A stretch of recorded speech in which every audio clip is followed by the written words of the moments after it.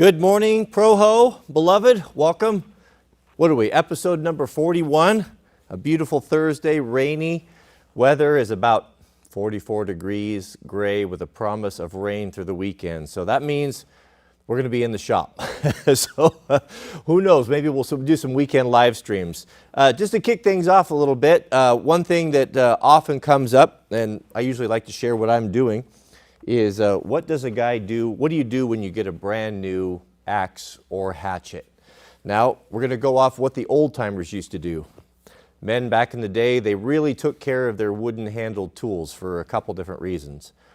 Number one, and speaking of men that logged in the Pacific Northwest out here, how logging was done, it was done by hand with a combination of cross-cut saws, the old misery whips. We've all seen those before. Some of us have had the misfortune of actually being on the end of one, and you don't have to figure, it's not hard to figure out why they call them misery whips. Now, the reason why they're called misery whips is usually because they haven't been sharpened properly. So I used to pull around on those things and you know, old dull rusty ones, and I thought, good grief, there's no benefit in this whatsoever. When I got a little bit more into it, and I had the fortune of going and training with the U.S. Forest Service, I got in a very select group of people that actually got to go through that school and learn how to file them. And to my amazement, when we were all done and the saws were properly filed and tuned up and working the way that they were designed, it was incredible how efficient they were. I remember we had a big old a fir, I think it may have been ponderosa, but it was a big one, probably about 36 inches in diameter, that they had chalked up there on a couple of stands and for the class. And I remember I pulled up my granddad's 8-foot Atkins that I had just finished sharpening. It was the second saw that I sharpened.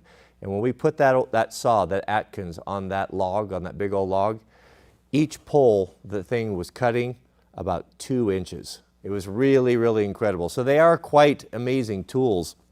Now, the men back in the day would really look after those tools because, one, they were expensive, and they didn't typically get paid by the hour. They got paid piecework, which meant how they got paid by the tree. And so you would see them really taking care of their tools. They would make sure that they were sharp, because an efficient tool, what made them more money.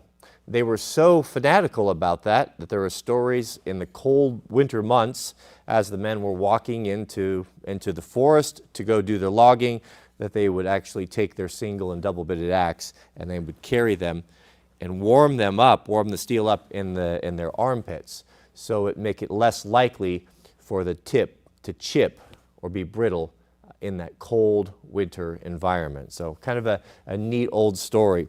So what I have right here, and many of you, this is, of course, if you were going to start, and the first one that I would buy, if you wanted to buy heirloom quality, heritage, best of the best, axes would be the Grand Forest Brooks Small Forest Axe.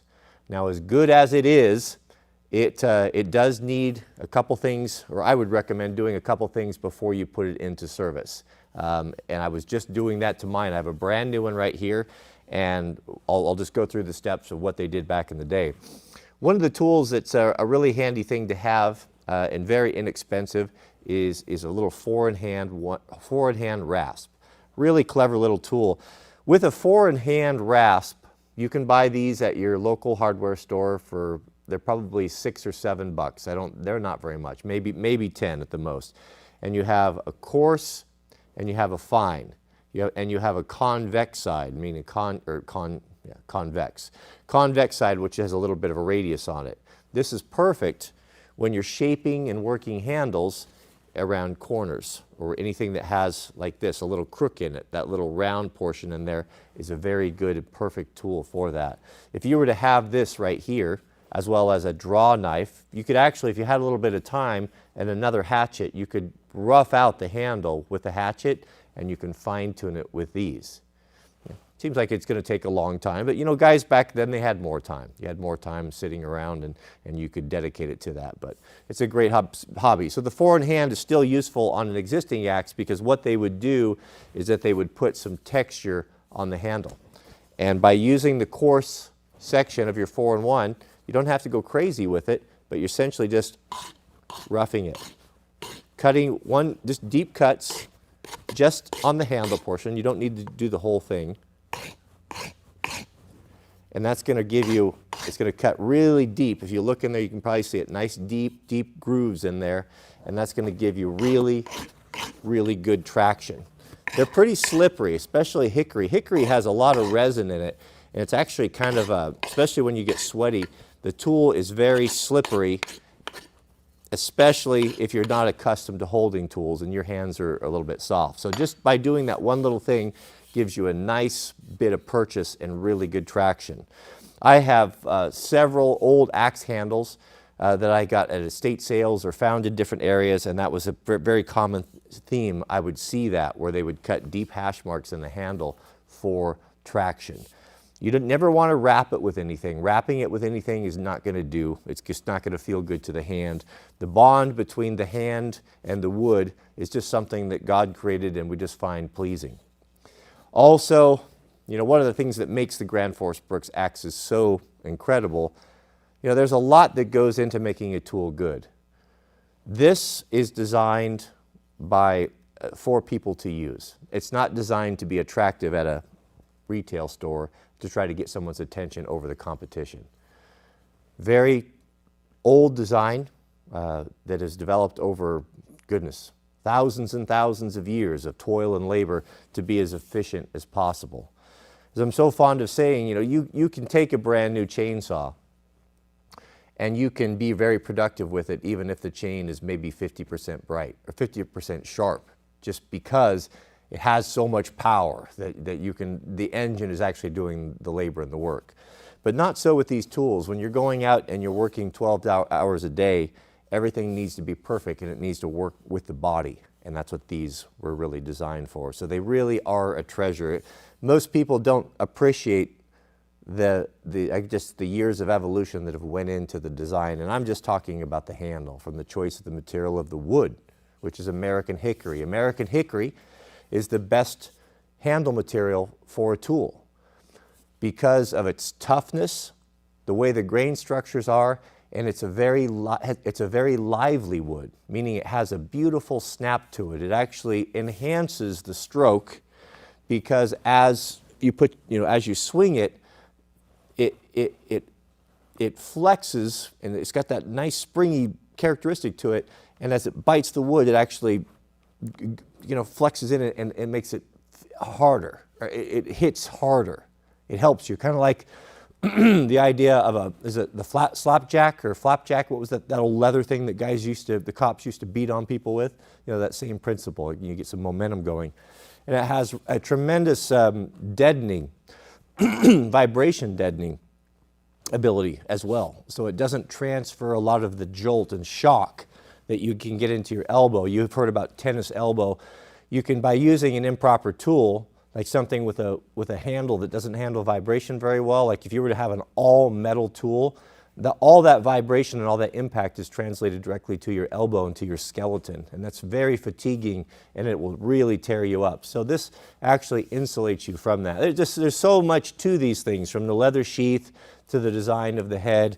I can go on for days about this. I just find it absolutely fascinating, but not to belabor the point. So once you get your traction on there, you're going to want to put boiled linseed oil.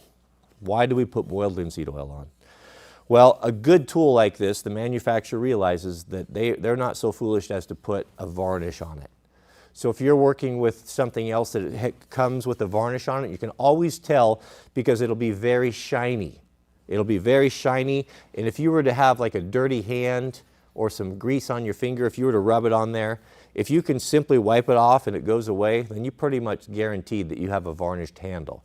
Now that's not the end of the world, that's fine. You just have to go about stripping it out. So before you go through this next step, what you'd want to do is take a knife and scrape all that off, get that varnish off, get it down to bare wood, and then you're going to be in a good position. A varnished handle will give terrible blisters. It's very slippery, and it's just awful. Just imagine it's just like putting a plastic coating over the wood, and we don't want that. We want this thing to patina. We want the sweat of our hands to nourish the wood, because remember, wood is a living thing. This is not like a Fisker's axe that has a plastic indestructible handle.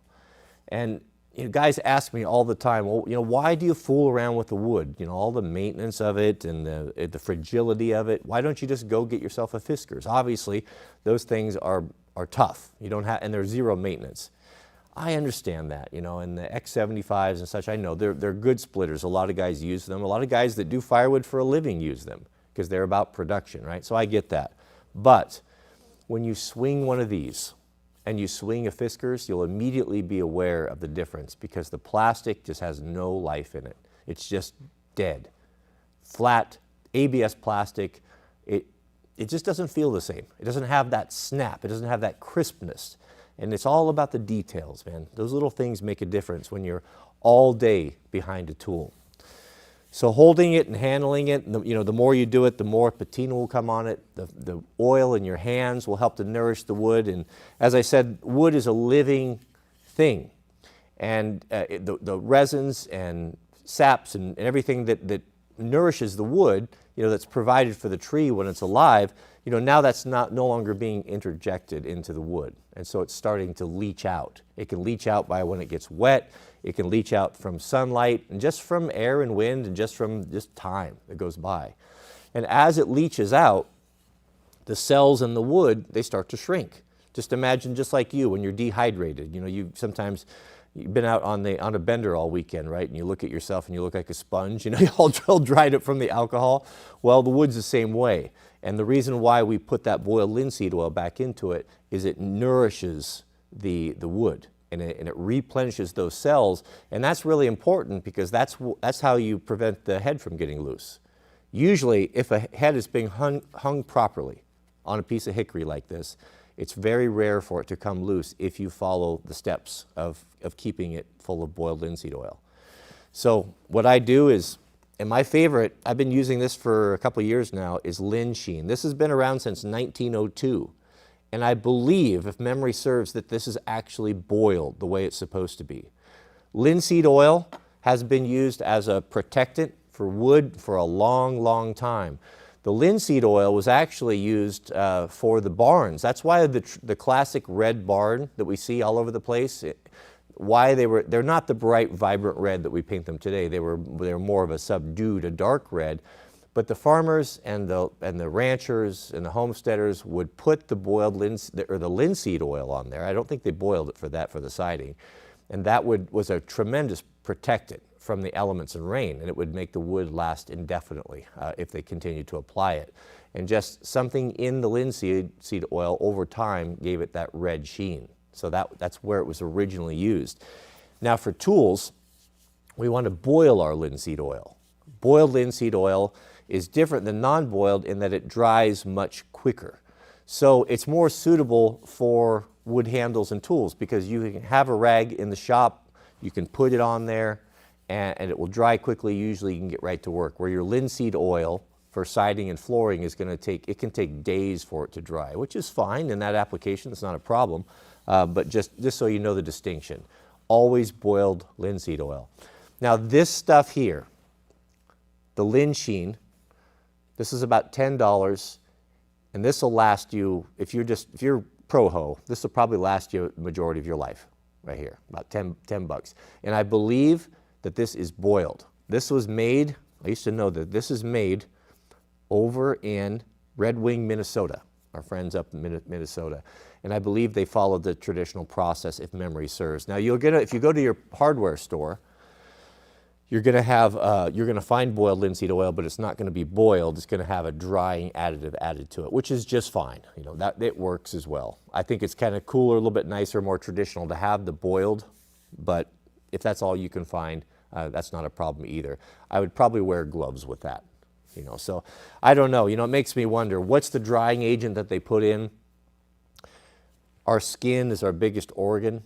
If you're handling and using your tools a lot, everything that goes on your hands is going to go into your bloodstream and such. So I guess the more natural we can get things, the better, in my opinion, to get away from those chemicals. Rule of thumb, I'm belaboring the point here, but you guys, not everyone knows this. When you have a handle that's raw, whether it came raw from the factory or you scraped it down, scraped all the nasty varnish off there, how much do you apply? Well, the old guys said you apply it every day for a week. So this brand new handle, I just applied it. I'll apply a little more here. We'll do it. We'll learn here together. I like to apply it by hand because the warmth of your hand makes it, thins it out a little bit and really helps with the penetrating. Now don't overlook making sure you pay special attention in putting as much linseed oil as you can into the end grains. That's really where wood absorbs moisture and expels moisture, not on the sides. You would think so, but it's not. If you look under a microscope on your wood grains, it would look like a series of straws. If you were to grab a big bundle of straws and squeeze them together and look in this end grain, that's what you would see. So wood always dries on the end. So this handle takes a lot of abuse. Down here, the big knob, it's an impact zone. It's hitting things. It's always getting banged around. By keeping that, a lot of linseed oil on that, keep putting it in there until it won't absorb anymore. And especially up here. I see a lot of guys forsaking this and not putting the linseed oil up here. This is critical because that is drawing that oil, that linseed oil, down into deep into the wood, and that's swelling, keeping the wedge and everything inside the pole all swelled up. And if you do this, you follow this regime, I don't know. I think both are wrong. It's very unlikely that the head of your axe is going to come loose. So it's very important to do that. So rule of thumb, brand new tool, you're going to do it every day for a week. So 7 days in a row, you're going to come out and you're going to put a good coat of linseed oil on it. After the week is up, you're going to set your calendar or set a reminder on your phone, and you're going to do it once a month. You're going to do it 12 times over the next year. You're going to keep applying that. That's if you use it or don't use it. Just go ahead and do that. Once you've done that, if you follow that procedure and you put it on when everything, keep it clean, put it on, then it's annually. Just once a year, that's all you have to do. And if by doing that, this tool, the leather, the steel, the wood, all of it, if you take care of it, will last you a lifetime. Linseed oil, also just to finish up here, is a very good protectant for metal. So if you're a southern man or Florida man and you live in an area where the humidity is really high and you're not coming in and sleeping with your axes like I do and the rest of the pro-ho here, you might have it out in your shop where it could take on rust. Make sure the residual on the handle, before you wipe it down, make sure you coat it real good on the steel. And that will give you a really good protection and prevent that from rusting on you. Linseed oil is a pretty extraordinary, it's a great product, great product. Once that's all done, don't leave it on there. I see guys that like to leave it on there. It will ultimately dry and it'll have a big globbers all over it, and you'll have to go back and scrape it all off. So just take it and just wipe it once. You don't have to wipe it all down. Wipe it once, get the big chunks off of it with a paper towel, and it should have a nice shiny coating on it. And goodness gracious, does that not give you the fizz right there? That's how it's done, gentlemen, right there. But we're not done yet. There's one last thing to do. Leather, the same thing. Leather came from the cow. A good leather sheath, if it's looked after, will last you forever. If not, and this includes shoes and belts and stuff, it won't. It'll be gone in a couple years. The fat of the animal nourishes it. This is skin. Don't forget that. This is not a synthetic material. It's skin. And time, air, sunlight leach that out, especially water. If you're getting leather wet, sometimes you have to. If you're out in the rain, then you need to apply this almost daily if it really gets wet, or at least weekly. And my favorite product, again, keeping things natural, is our friends Obanoff's in Idaho. They developed this paste, Obanoff's HD. They developed this paste for wildland firefighter boots, which take a lot of abuse. The leather is down in the ash and the heat, and the natural oils are quickly driven from them. So sometimes on some fires you have to apply this every single day. So they make these nice little individual packets you can throw in your pocket or throw in your pack, and it's good to go. This should always be applied by hand. Warm up your hands, and it's a delightful material. It's all natural. Beeswax and some proprietary secret stuff inside there, but it is beautiful stuff. And always apply this on your leather by hand. And this can go for your leather belts, your boots and shoes. It's good for everything. But just know that it will darken. So if you have something, don't use it on suede, your blue suede shoes or anything like that, obviously, but it will darken a little bit, but it can be buffed and polished, and it puts a beautiful, beautiful patina on your leather. And don't overlook the inside, the split side as well. And don't overdo it. I was overzealous when I first started using it, and I found it, and I did it too much, and you can make the leather so squishy and soft that it starts to tear. So you can overdo it. So don't overdo it. Don't go crazy. And also, Obanoff's, if you're in a pinch, makes excellent lip balm. I'm not a doctor or the FDA. I don't know if it's safe, but we've been using it that way for a long time. But the warmth of the hand, we'll work that in. Oh, goodness. Good for your skin, good for your sheath. And right there, that's the way it's done. That's the way it's done. Now, the old timers, they didn't have Obanoffs. They would have used bear grease or mink oil, depending on what they had, or any sort of an animal fat to protect that leather. But right there, isn't that nice? It's already better than it was. Now, since this is a Grand Force Brooks, sharpening is not going to be necessary because they come out of the box sharp. So that's not a problem. But that's it. That's how it's done, to put your axe or hatchet into service. Here's my old one. Here's my new one. Right here.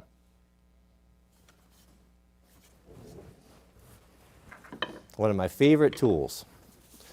Okay, let's grab us a sip of the pure mountain water.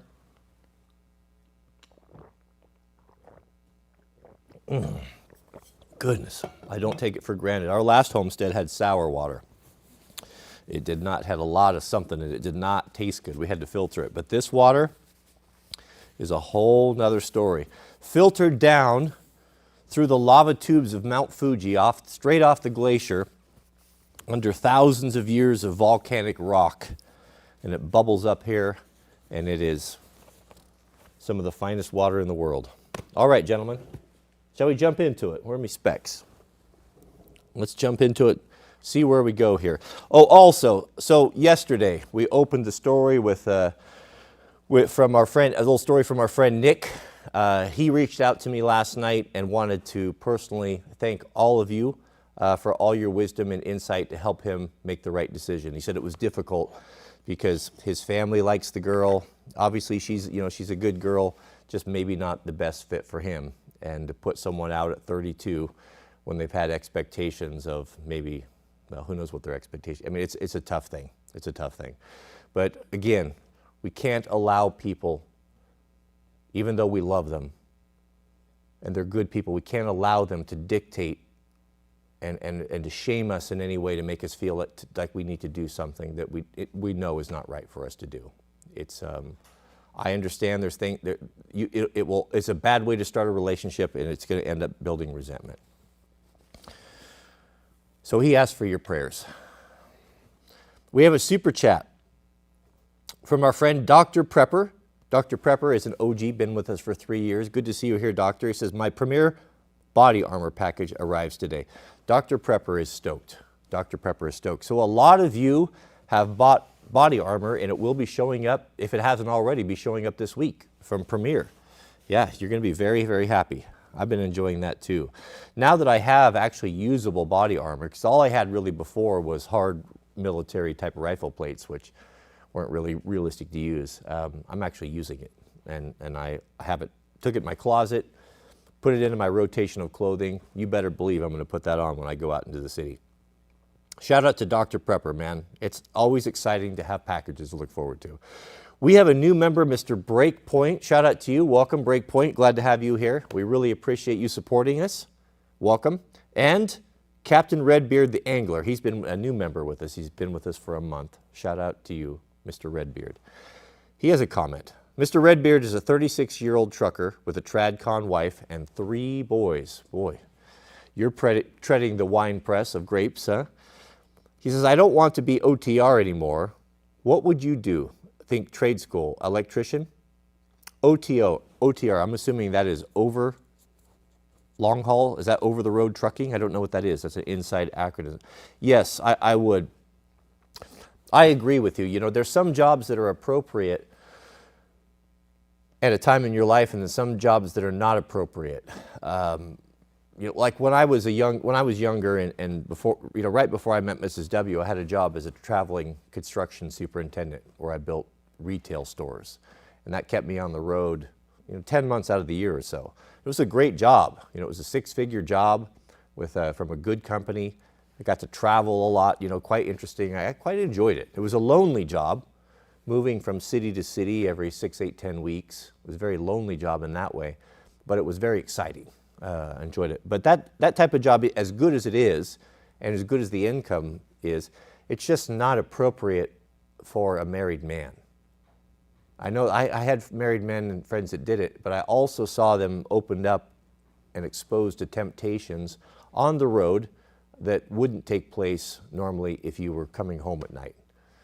And the adversary, the good book tells us the adversary is like a roaring lion, that he roams to and fro, seeking whom he may devour. And you can never relax, you can never relent.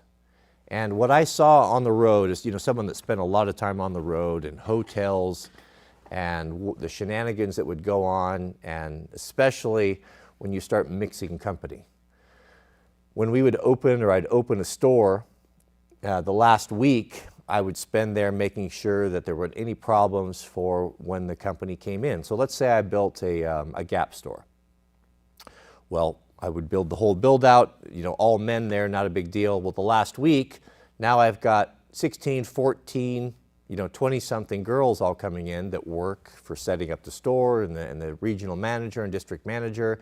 And then there are kind of expectations that you take everyone out, everyone goes out to dinner and maybe some drinks afterwards, and everyone's out of town in the hotels.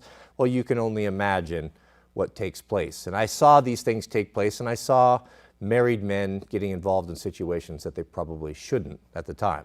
At the time, I was single, so it was good for me, right? But yeah, that's not an appropriate job, not an appropriate situation. So I think Captain Redbeard's coming to that conclusion. He's got 3 boys at home. He's got a TradCom wife.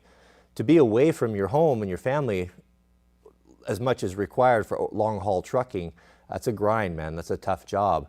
And especially now, as dangerous as things are getting, I can imagine the only thing that would be on my mind are my children okay? And there's nobody there to look after them. And your wife is going to bed alone at night, probably sometimes. And so, yeah, it's time to move on to a different job. There's a lot of other things that you can do. You can replace that income in a field that's even better. Without having to be able to be on the road all the time. If I was doing it, Captain Redbeard, if that was me in your situation, I would keep doing what I'm doing. You got to keep the money flowing in, right? But I would go look into what it takes to get your residential electrician certificate. Now, there's a big demand for that right now, so it's a buyer's market for someone, a young man, or even, you don't even have to be a young man. I always say this is a trade for young men. It's not. This is a trade that you could transfer into if you're 50. I could go to school right now and do it, no problem, and have a great career as an electrician. You can go to school. When there's such a demand for guys, then they're willing to make more accommodations. There's going to be, like in this area, there are opportunities. The community colleges actually have programs that you can enroll. You can go to night school, and not only that, but if you are a good dude and you're willing to maybe make a commitment to a shop, they might even pay for it. That's not unheard of, and that's quite common as well. Go and talk to electrical shops. Go and look at job advertisements. They may even be willing to accept someone entry level. And even the entry level pay is pretty decent. And you get to work the whole time, so you're getting a paycheck. It's going to be a bit of a grind for 18 months, 2 years.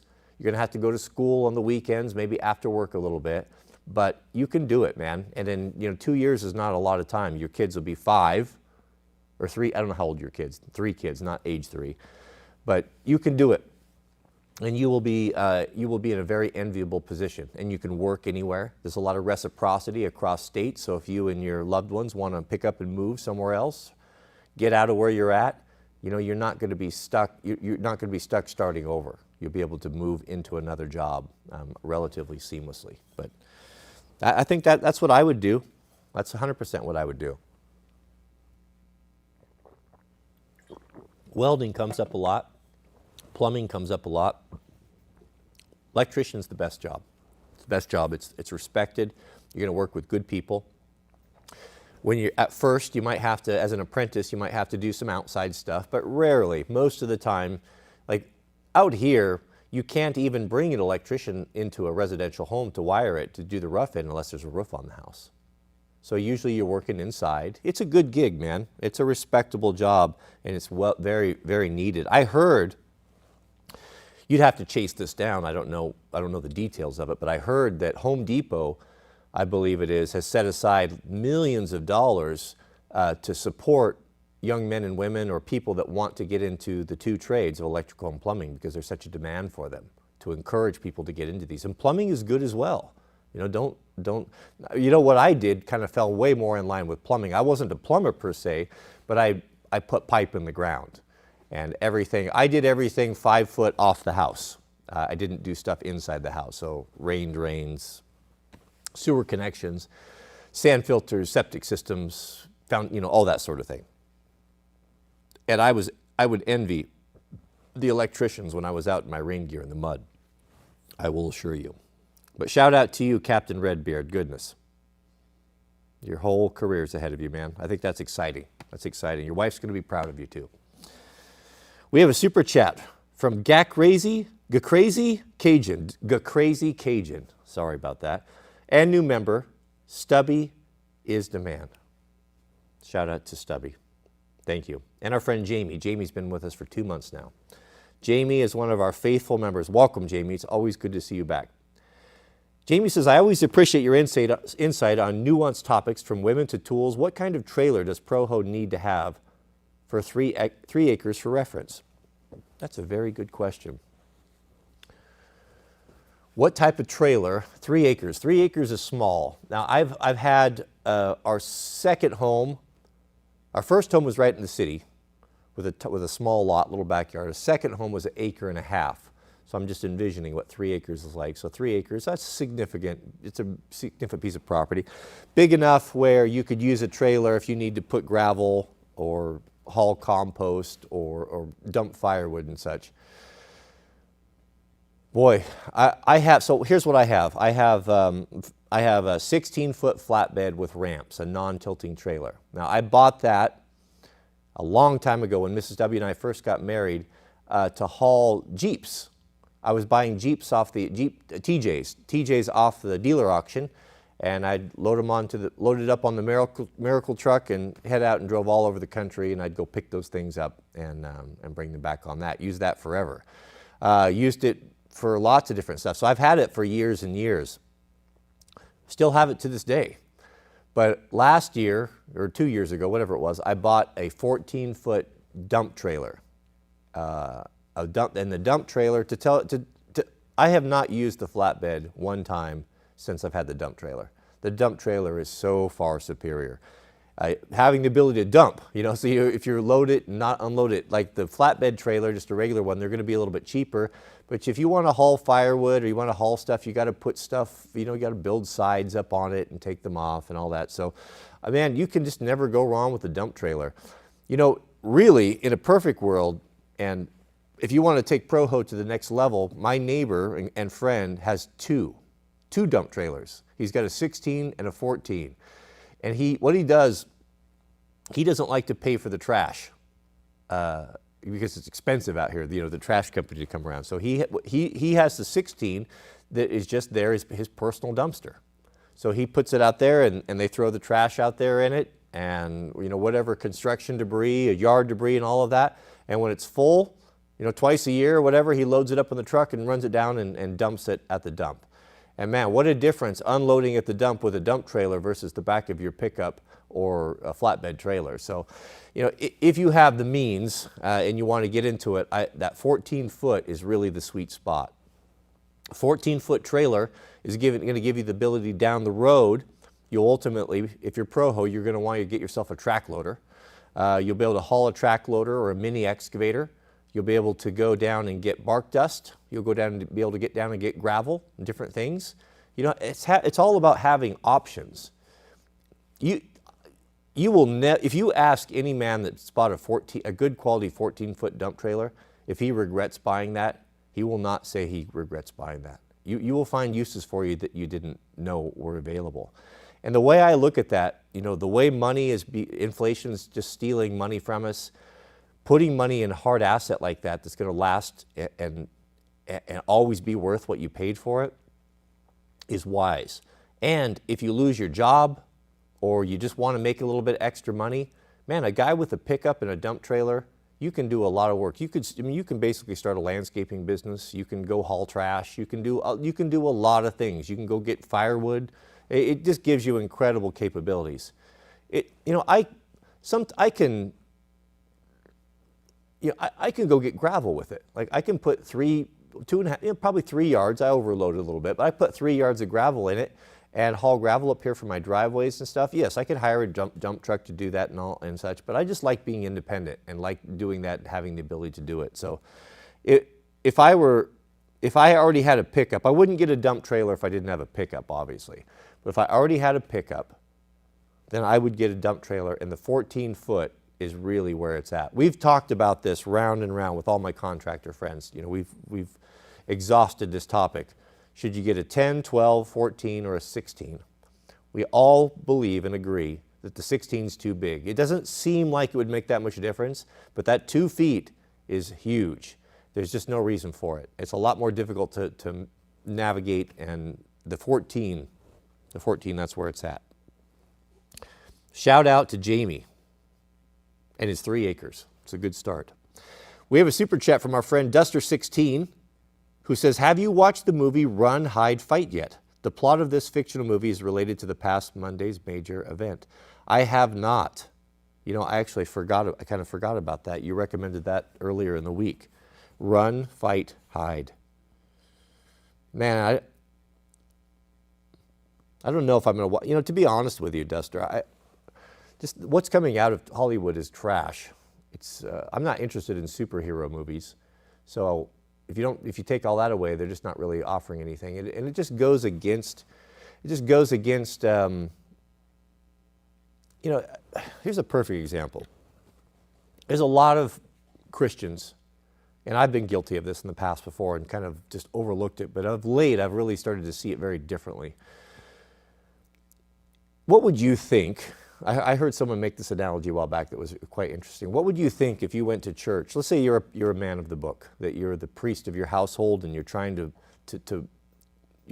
honor the God-given role of husband and priest of your household the best you can. Giving your kids a good education, homeschooling, taking your kids to church, doing all the things that you know to be right. And you were to go to church one day, and up on the pulpit there is a man and a woman, and then the woman starts to undress and the man starts to undress, and then they start to embrace in that way. And what would your reaction, what would the reaction of the congregation be if that were taking place in front of you and your wife right there on the pulpit? There would be outrage, right? Tremendous outrage, right? Then how can we, as Christians, people of the book, people of the way, how can we rent movies and sit in the comfort of our home that we are asking God to bless, that we are trying to make a refuge from the sins and the evil of the world? How can we invite this thing into our house and as husbands allow that to be presented not only in front of us, but in front of our wives and maybe our children? I'm not casting stones, beloved. I mean, I've been guilty of this as well, but God is opening our eyes to a lot of new things and waking us up to things that maybe we kind of were a little bit slack on in the past. So, and I'm not implying that this movie goes to that, but the more wicked the world gets, the more I really appreciate and understand the importance of keeping a godly, sanctified home that's uncontaminated from the filth and smut of the world. It's so difficult to go out as a person of the book, as a follower of the way, to go out and to fight against all the wickedness of the world. The last thing I want is to bring that into my home. How can you ask for God to bless your home and bring this trash into your home and watch it. That's all I'm saying. You know, and that could also include violence or gore. So I understand what's going on with these things. So I don't, to be honest with you, I just don't really, I'm not really interested in I don't want to watch a fictitious rendition of the horrors that are taking place. I get it. I understand that. I've pretty much just written off movies.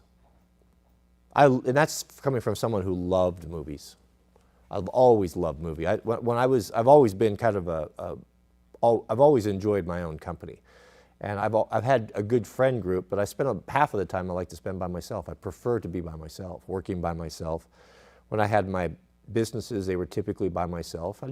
It's fun. It's the way I enjoy working. I like the silence and just being I enjoy my own company. So I used to go to movies after church when I was at the old church. You know, towards the last few years I was there because I was 18, 19 or so. I'd almost missed my opportunity to get married. My friends were all married off, and I was like the only one left that hadn't got married, and that put me in a position of kind of being a black sheep, where the next generation was coming up, but you were the older guy, and you never, fortunately it worked out that way. So I had a lot of time to myself, and so I would go to movies, and sometimes I'd go to matinees and watch 2 or 3 a day. So I love movies. I always have. So it was a hard thing for me to give up, but I just realized that I just can't put that stuff in front of me. There's just it just is contrary to what I want to be and what I want in my home.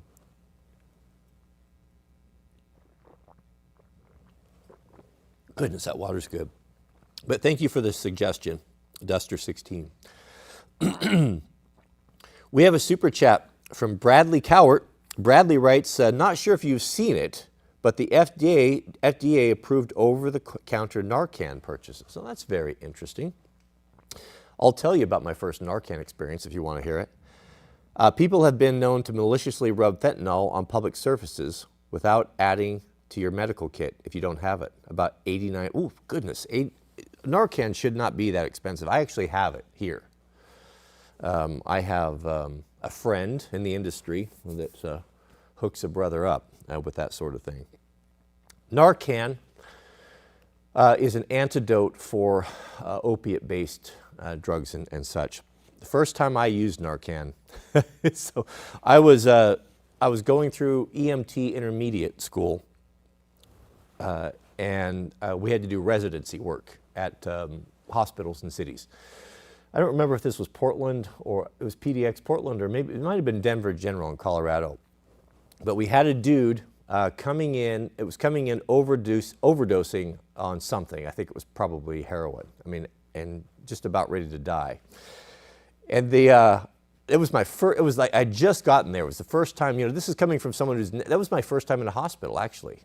Growing up in the Christian cult that forbid us from going to hospitals, I'd never even been inside of one. So this was all new to me, apart from what I'd seen on television.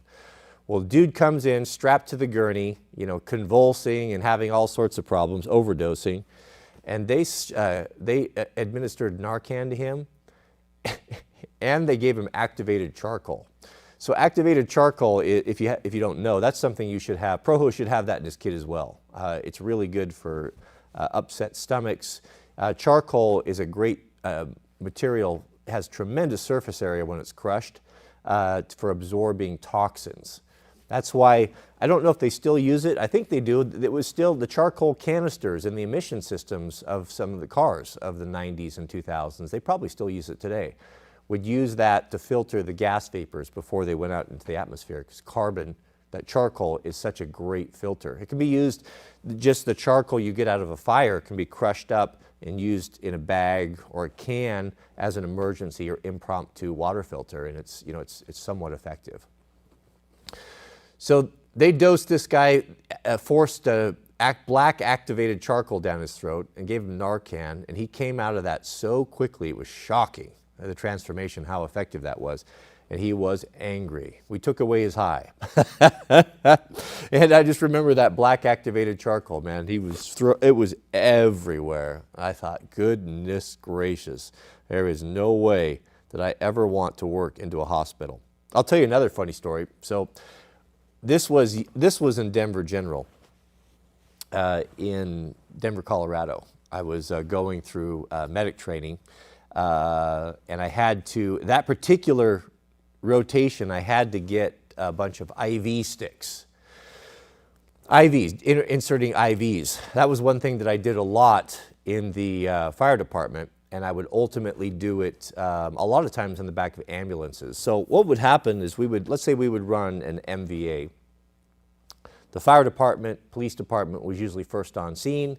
I was the lead medic on my company, so I was usually in charge of initial patient care until the paramedics got there in their car, and they were trained to a higher level, so that put me into a role of assisting them. So I would, do what I could until they got there. Usually they're quite right after. But on some of the worst ones where we had multiple patients and such, I would always ride in the back of the ambulance car with the two paramedics, because one paramedic has to drive and the other is administering to patients back there. And usually if you have someone that's coding or you have a lot of trauma to deal with, an extra helping hand is very, very important. So what our procedure was as the moment we would load him into the back of the car, even though I was engineer on my engine, I would ride in the back of the car and assist the paramedic in whatever needed to happen on our way to the emergency room. My lieutenant would bring one of the backseat firefighters up to drive, and they would follow us and then pick me up. That's how it worked. So usually my job was to try to start an IV. And this is over, a lot of the halls that we had were long because we were in a rural area, and sometimes it would be 30, 40 minutes to get to the hospital. So I'd be back there and on gravel and dirt roads and bumping and bouncing and trying to start IVs. It was a very, very challenging thing, especially when you're doing it with children, or the worst was geriatrics, because their veins are they're like paper. Their skin is like paper, and it's a very difficult thing to do in the back of the car. So you need a lot of training. So before this, I was down at Denver General doing clinicals. So what you just go down there and you just pull a shift with the nurses, and you just kind of shadow along with them. Whenever an IV or an intubation needs to be done, then they bring you in on there, and that's how you learn, right? So it's my first one. They brought this Mexican, Hispanic guy in, and he was covered with tats. He was a pretty rough character, restrained, mad, fighting and cussing and swearing and just causing a whole bunch of trouble. They wheel him into one of the rooms there.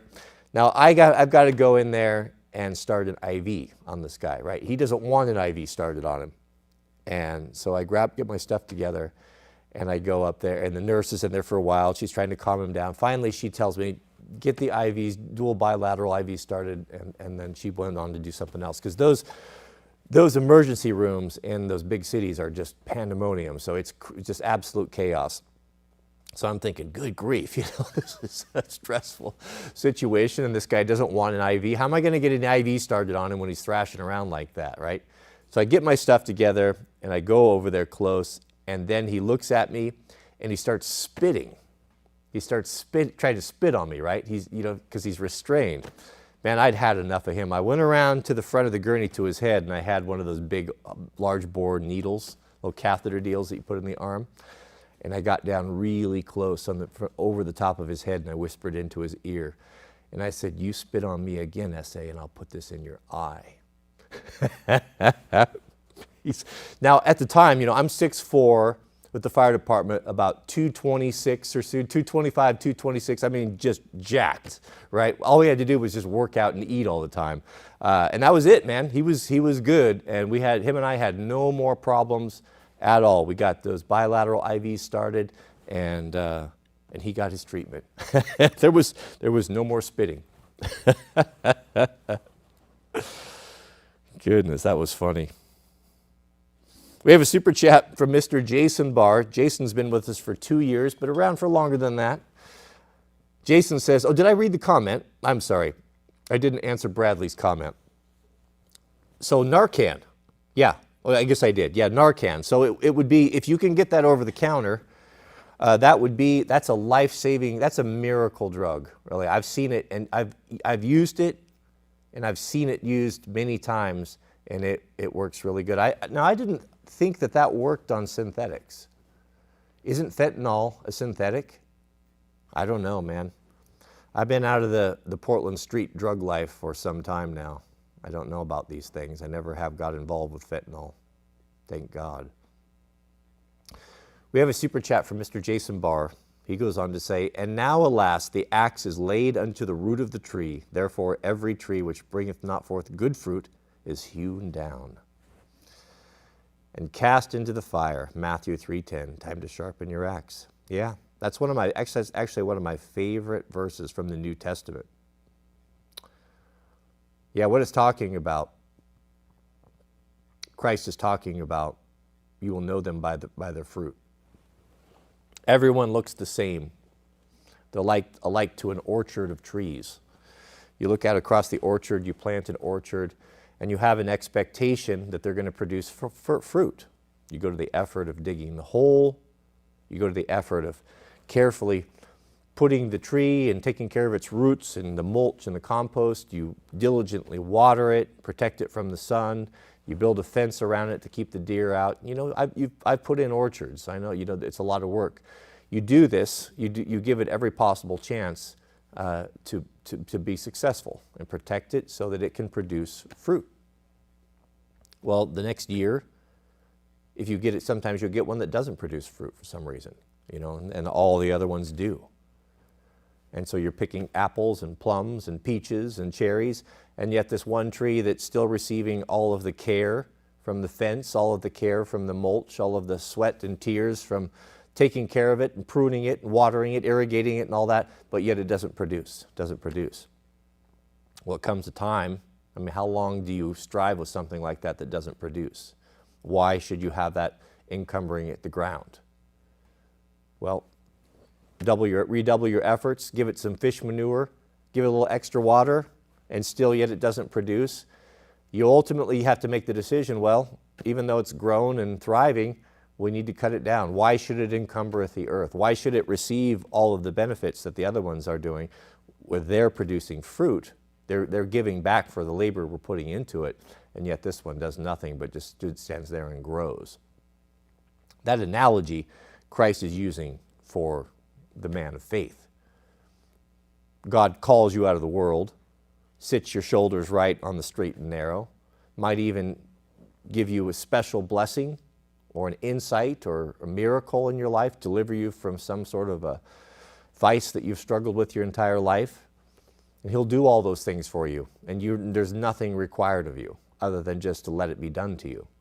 But then, once He has got you set up and pointed in the right direction, He has an expectation that work, that effort that He's put into you is going to produce fruit.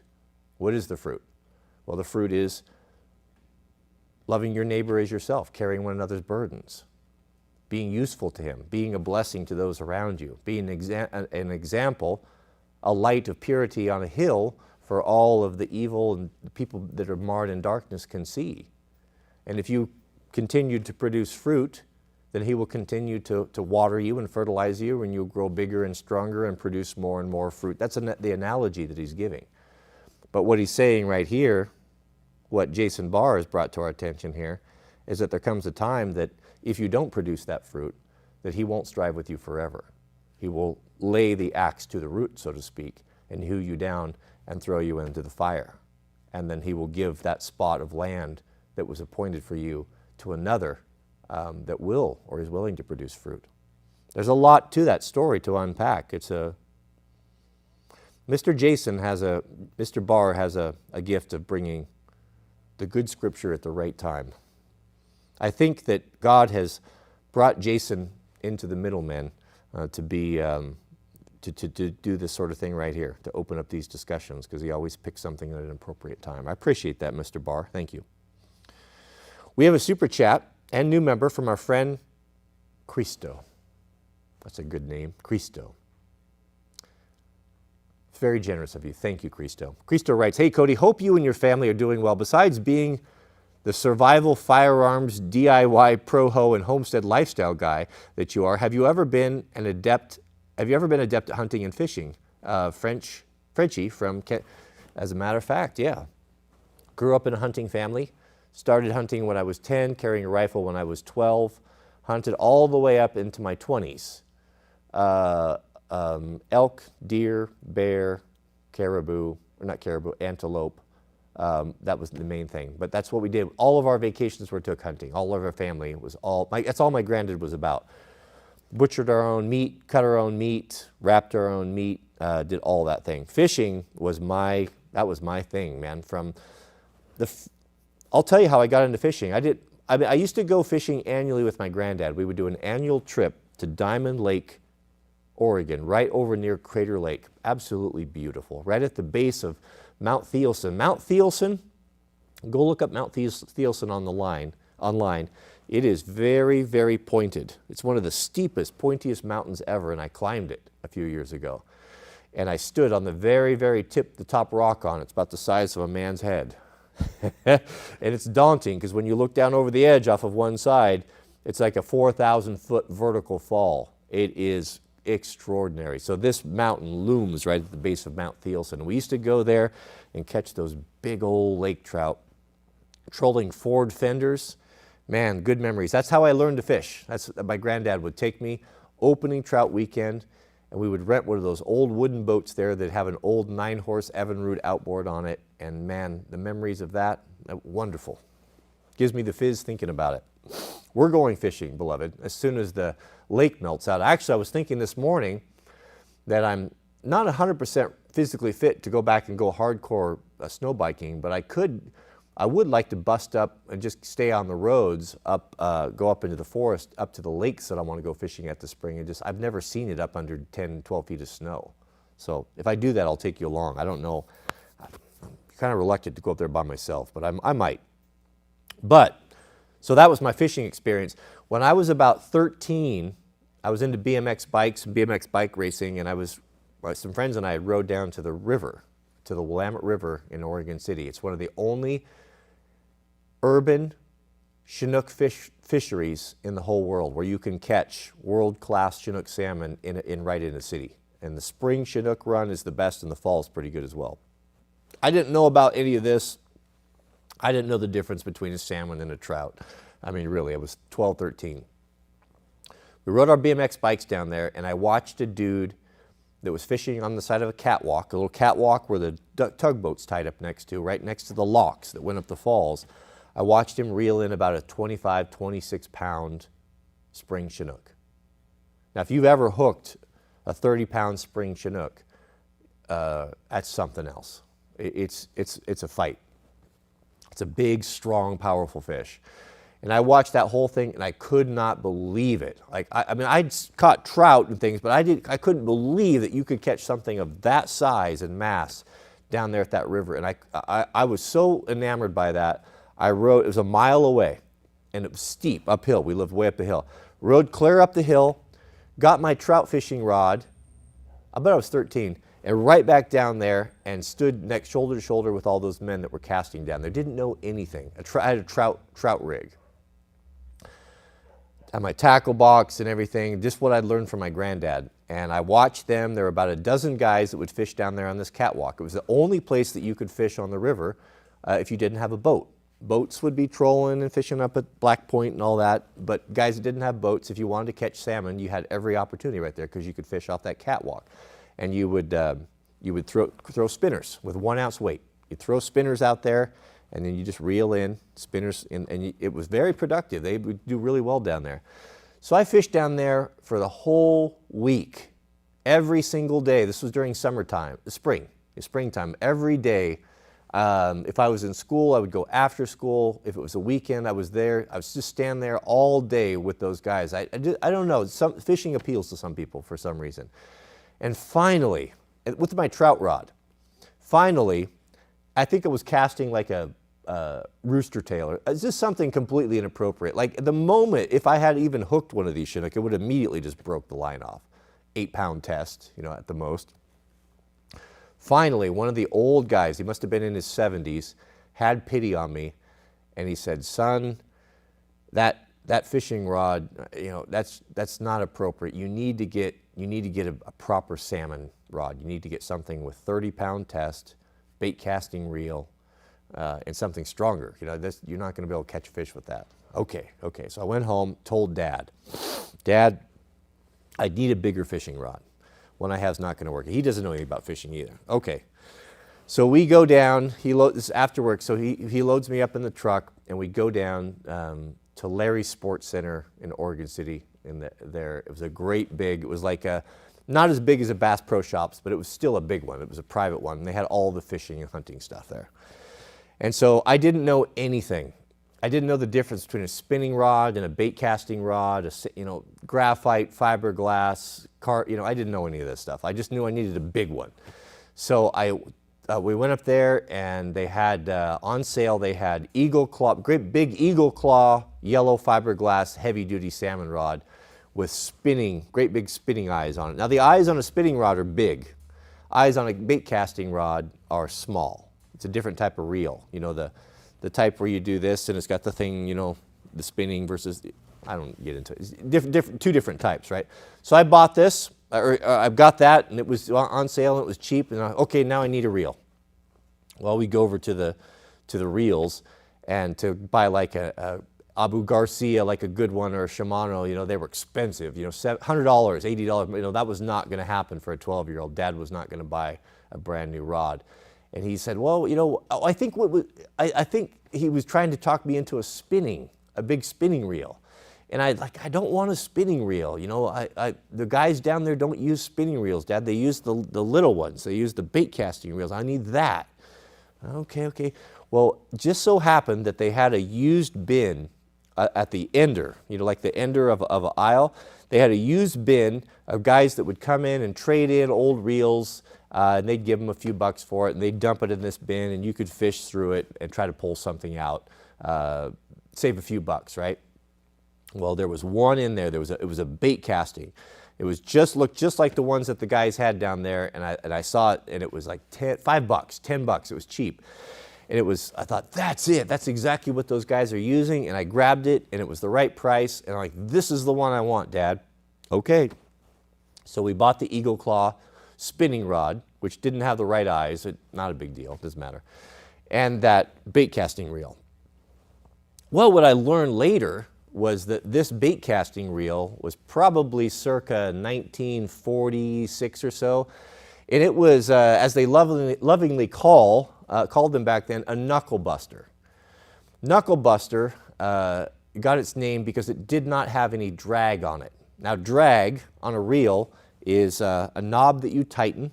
There's a friction disc mounted inside that you can tighten or you can loosen. And when you're fishing for powerful fish, you can't just have a direct line. Even if you have strong line, 40, 50-pound tests, just the force of the strike is so intense and so powerful is the fish, it would immediately break your line. So you need to offer some resistance. So reels, modern reels, have a drag system. The old ones were leather, the new ones are, they're all different, doesn't matter. So you tighten this down, and as the fish runs, the drag is letting line out at a rate that's less than its breaking point. That's the way that they operate. Well, the old knuckle buster that I got out of the bargain bin was before the drag systems. It was what they call a direct drive. So it was a small bait casting reel, about so big, with two little handles on it, right-handed too. West Coast fishermen use left-handed reels, if you didn't know. It's a unique phenomenon to us alone. We use left-handed reels, which makes sense. You reel this way, you cast. You reel left-hand, you cast. I don't know why everyone else uses the wrong hand. So it was a right-handed reel. So what I learned in casting these things, because it wouldn't disengage, it was direct drive. So when you turned, the spool turned. You couldn't free spool it and cast it like a modern one. So I had it loaded up with line. I've got my spinners. I go down there. I'm set, man. I've got my Eagle Claw. I've got my bait caster, and I'm going to go for it. Man, I load that 1 ounce of weight, throw that thing back, and throw it. I'm 12. Throw it, and immediately I just watch the whole reel just go into just a giant bird's nest. It's called a backlash. What happens is the line is going out so quickly that the spool can't keep up, and then it overruns, and then it starts to, the line all starts to come off, and it makes an incredible knot. It takes a long time to dig out. So then I'm dealing with that.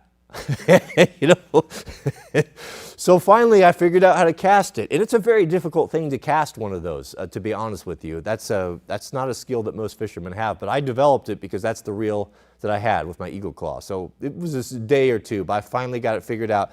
And the trick was to ride the spool with your thumb a little bit. Just don't let it overrun and do the bird's nest thing, and then you'd had an hour untangling everything. And then you had the pleasure of losing all of your gear because now the spinner and the weight has sunk down to the bottom and hooked on a cable or a rock, and when you finally get it unspun to reel it up, it's already hooked and you got to break it off and start over. At $10 or so for a spinner when you're 12 is a hard thing to do, right? That's why I ended up starting making my own. Well, that was all well and good. I finally got that figured out. I was fishing, I was casting, and then I hooked my first Chinook, and then I truly learned what a knuckle buster is all about. When you don't have a drag system and you have a 30-pound spring Chinook on the end of your line at 12, it's going to take off and try to get away. Well, immediately I realized the absence of drag, what a big problem that was. Now I had no way of stopping the fish. The fish is taking off on its run, and I'm holding on to this thing, and it's spinning. I know enough to ride my thumbs on it to keep it from overrunning and backlashing, because if it were to do that, the fish would get in a knot and it would break off immediately, right? So I'm riding it with my thumb, but now my thumbs are starting to burn because of the friction. And they're like the skin's coming off. I don't want to lose the fish, but it's just making a powerful run. I'm 12. I've got, and then the knuckle buster, right? The handle doesn't disengage. So as this thing is running on you, not only are you burning your fingers, but you have this death trap going round and round and round with two handles on it that are getting, will just take a chunk out of your knuckles because it doesn't free spool. Now, this is my predicament. I had to. Before the thing spooled me, I had to finally got the wits. I had a flannel. I used to wear flannel shirts. Flannel shirt wrapped around my thumb, and the guys are shouting at me, and trying to help me. But I'm all focused on this fish, this 30-pound Chinook. I got my flannel just insulate my thumbs a little bit, and was able to press on that and finally stop that fish. It's like the young man in the sea, on a catwalk, right? Finally turned the thing, got its head turned, stopped it, worked it in. Guys used to help each other. There was always a couple guys that had a net down there and brought that thing up. And that guy punched the net in, and we got it, and there it was. It was my very first Chinook, 30 pounds. 30 pounds, I landed that thing at 12 with a knuckle buster with no drag and no skin on my thumbs. I was so proud. I was so proud. I carried that thing home. It was so heavy. I used to ride my bike. I took my bike down there, my BMX bike, but I couldn't ride the bike with my fishing gear and the salmon, so I had to push the bike and carry that salmon. I remember carrying that salmon up that hill and how sharp its gills were, how it was cutting through my hands, and it was quite an experience. But this is a long story short. It's probably not interesting to you, but how I ultimately was able to get that reel sorted out, and I ended up catching a lot of fish on that setup until I finally was able to buy a proper one, is my granddad. I gave him the problem, and we took it over to his house, and we took a piece of leather, like a wide piece of leather, and he riveted around the crossbars on the top, and it hung down. So in the future, when I would hook one of those big fish, I had that leather strap, this like little tab that I would press down in the leather against the reel as a spool, and that's how I caught fish. And it was interesting after doing that how the attitude of all those old fishermen changed towards me down there, and how much more helpful they were, and they accepted me into their group.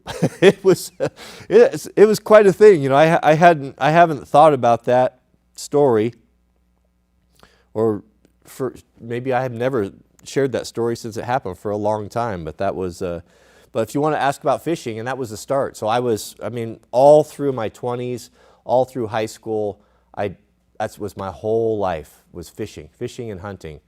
It was everyday fishing, fish steelhead, salmon, fly fish. I got to the point where I was building my own rods.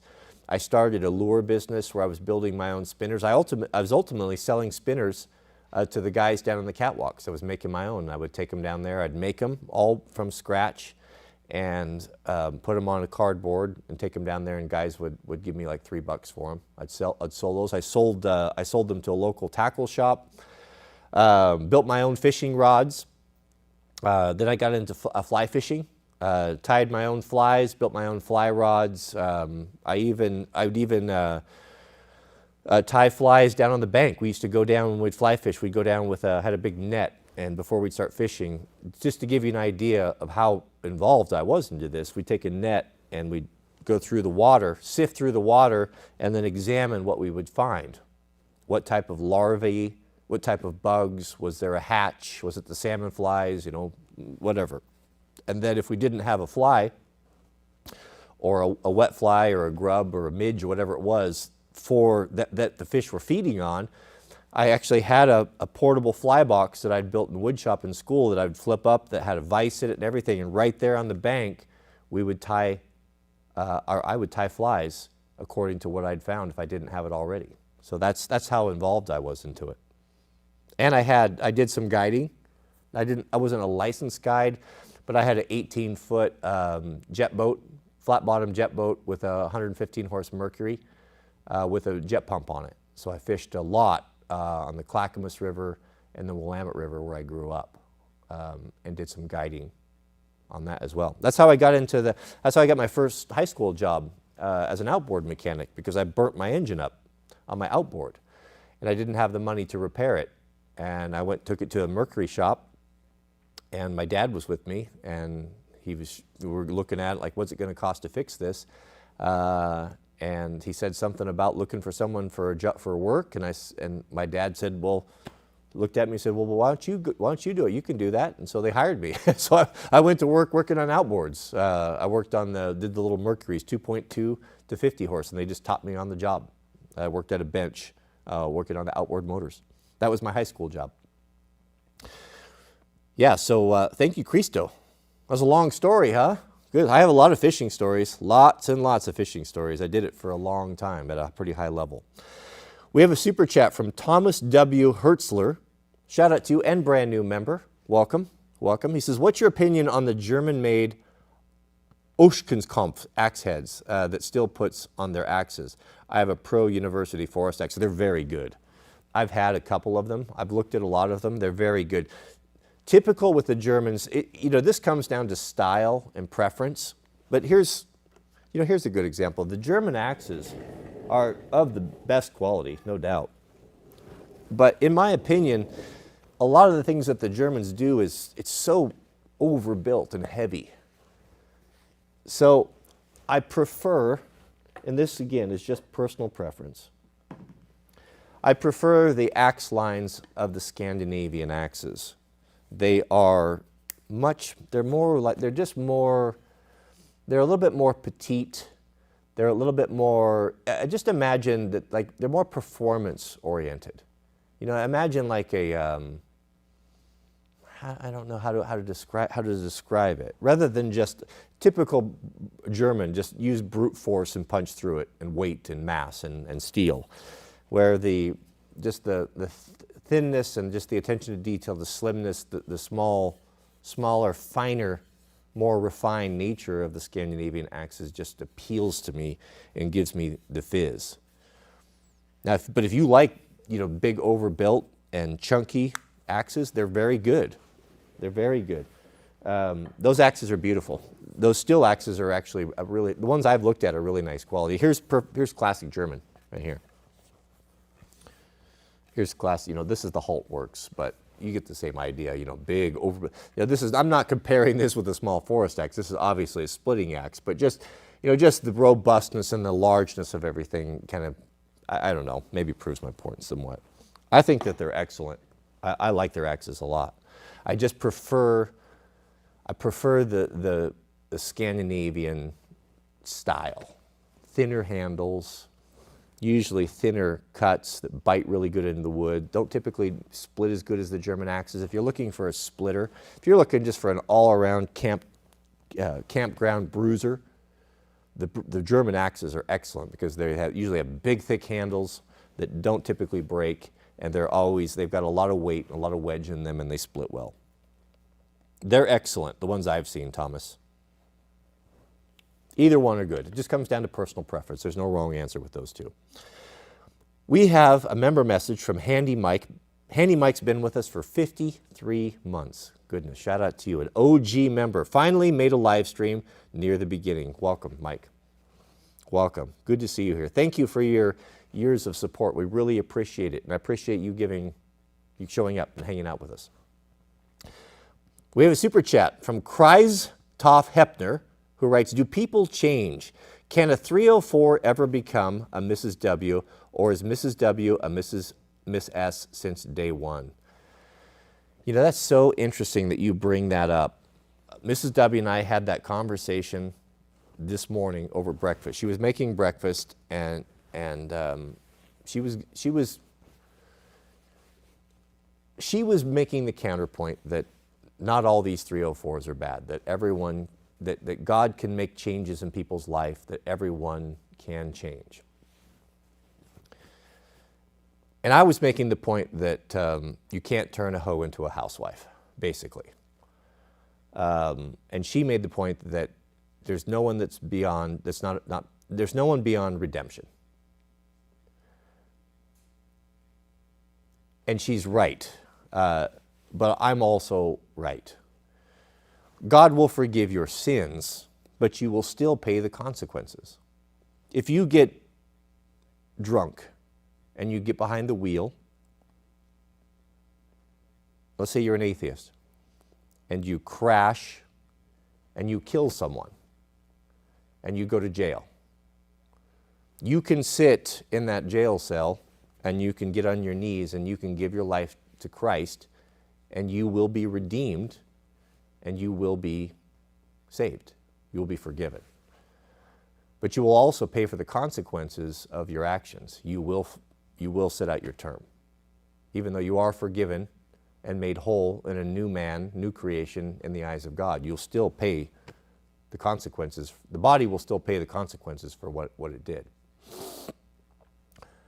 I made the argument, and she agreed and confirmed it from personal stories of her friends and such, is that pair bonding, that initial pair bonding that a young couple has, especially a woman as a virgin with that first man, makes an imprint upon her, a very powerful imprint. There's a term that's being used out in the manosphere called alpha widow. You ever heard the term alpha widow? Where a young girl will get with man of her dreams, a Chad, and he will imprint on her so strong that even though she may have multiple partners throughout her life after that, she never will be able to give her heart to anyone else, another man, even a man that she may take as a husband and have children with. That she will always be pair bonded and connected to that one guy. Usually it happens when they're young. Usually it happens, the first person that they're intimate with. And that's the alpha widow. That, yeah, she's had other men and she's even attached to one and but her heart and her desire has always been for this one that she bonded with. It's something, it's a stickiness, it's a connection in the way that God has designed us. It's very, very powerful. And that's why, and the statistics bear this out. Do you know that your chance of having a woman that remains faithful to you, if you meet her as a virgin, if you're her first and you take her as a wife, there's over an 80%, you have an over an 80, that's in this country, over an 80% chance of success that she will be faithful to you and she will stay with you, compared to marrying a woman or getting involved with a woman with multiple or high body counts, which skyrockets. It gets into 50, 60% chance of her leaving you. And if they're college educated, it even gets higher than that.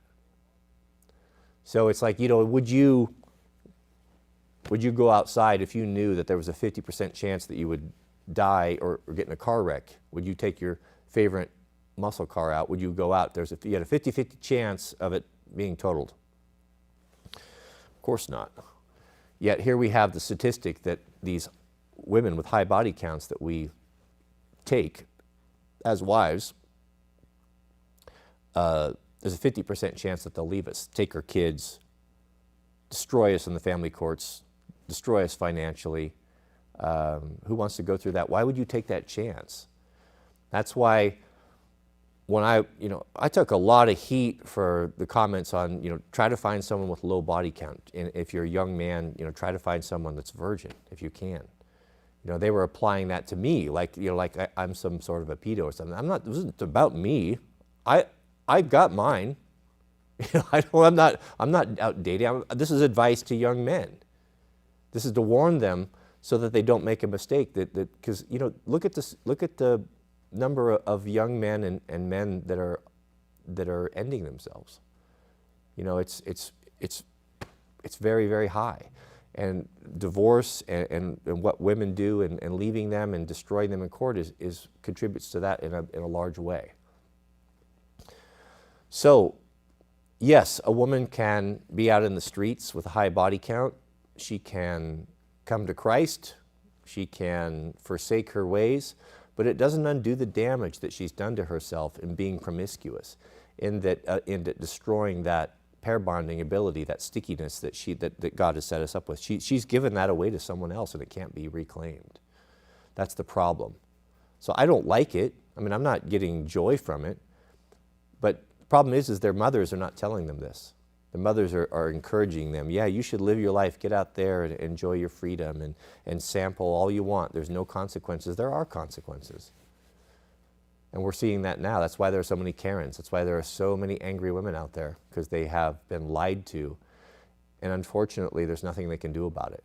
But how is that our problem, beloved? That's why those of us who are older are here on these platforms trying to warn you guys that that you need to get a hold of your biology, that there's some women that you just can't get involved with. Don't get involved with single mothers. Don't get involved with older women. Certainly don't marry them. I'm not going to tell you what to do. When I'm saying get involved, I'm not here to dictate to you what you should do in your personal life. If you want to use these women as entertainment, that's your thing, you do it. I'm not up here preaching to you. I wouldn't recommend it, but certainly don't marry them, because you control relationships. They control access to sex, and you control access to relationships. Ultimately, the buck stops with you. They cannot force you to put a ring on their finger, and once you do that and you sign that contract, then they've got you by the balls, and the state has you by the balls as well. So, to answer the question, do people change? Can a 304 ever become a Mrs. W? With God, all things are possible. Yes, of course, but there's just some damages that you can do to yourself that just can't be undone.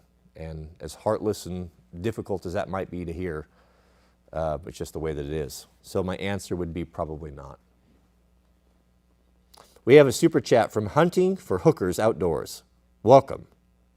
Love your content. Finally learned to properly sharpen my planes. Watching, and I was hooked. Be blessed. I can relate to that, brother. Boy, man, sharpening the planes, I thought sharpening knives, I had a lot of problems. It took me years to learn how to sharpen knives properly, even axes. When I remember sharpening axes and being so disappointed that they were worse. They were worse when I was done than when I started many times. It just took, now when it's so crazy to think about, because now it's so easy and it's really so simple, and it's actually quite forgiving. I get on there and I can just pull a stone out of my pocket, spit on it, and a couple swirls, and it's just beautiful, right? Like, I never had that ability before, but it just goes to show when you've done something so many times, you just get to the point where it's just so easy. It's just those little details that you don't know. I used to try to hold angles, and yeah, I can relate, man. Sharpening a plane is difficult. Yeah, that was a whole nother discipline to learn. I struggled with that one as well. That one might have been even worse. Our friend Cody Bordeaux is in the chat. Welcome. Good to see you here. Afternoon, Cody. Another day in the sunshine. It is. It is. Beautiful day. It's going to rain this weekend, though. Mrs. W and I are going on a little vacation. I cannot wait. My birthday is Saturday, April 1st. Believe it or not. We have a super chat from Fear of God 777. Welcome. I think Fear of God 77 is new here. I don't know. I've seen you here before. He says, Mr. W, I love listening to your wise words and wisdom. I learn something every day, and I can't say thank you enough. I aim to be pro-ho one day. Well, it is something to aspire to, for sure. People have been asking me if I can nail down the criteria for pro-ho. It's a hard thing to nail down. It's like pornography. You know it when you see it, right? There are a couple things. I should probably put together a basic list. First off, pro-ho needs to have, I'm just thinking off the top of my head, what does pro-ho need to have? Pro-ho needs to have a vise. He needs to have a vise. I'll start with that. So if you don't have a vise and a workbench, even if it's just 4 or 5 foot, that's where you start. You start with a vise and a workbench. Thank you, Fear of God. It's good to see you here. Welcome.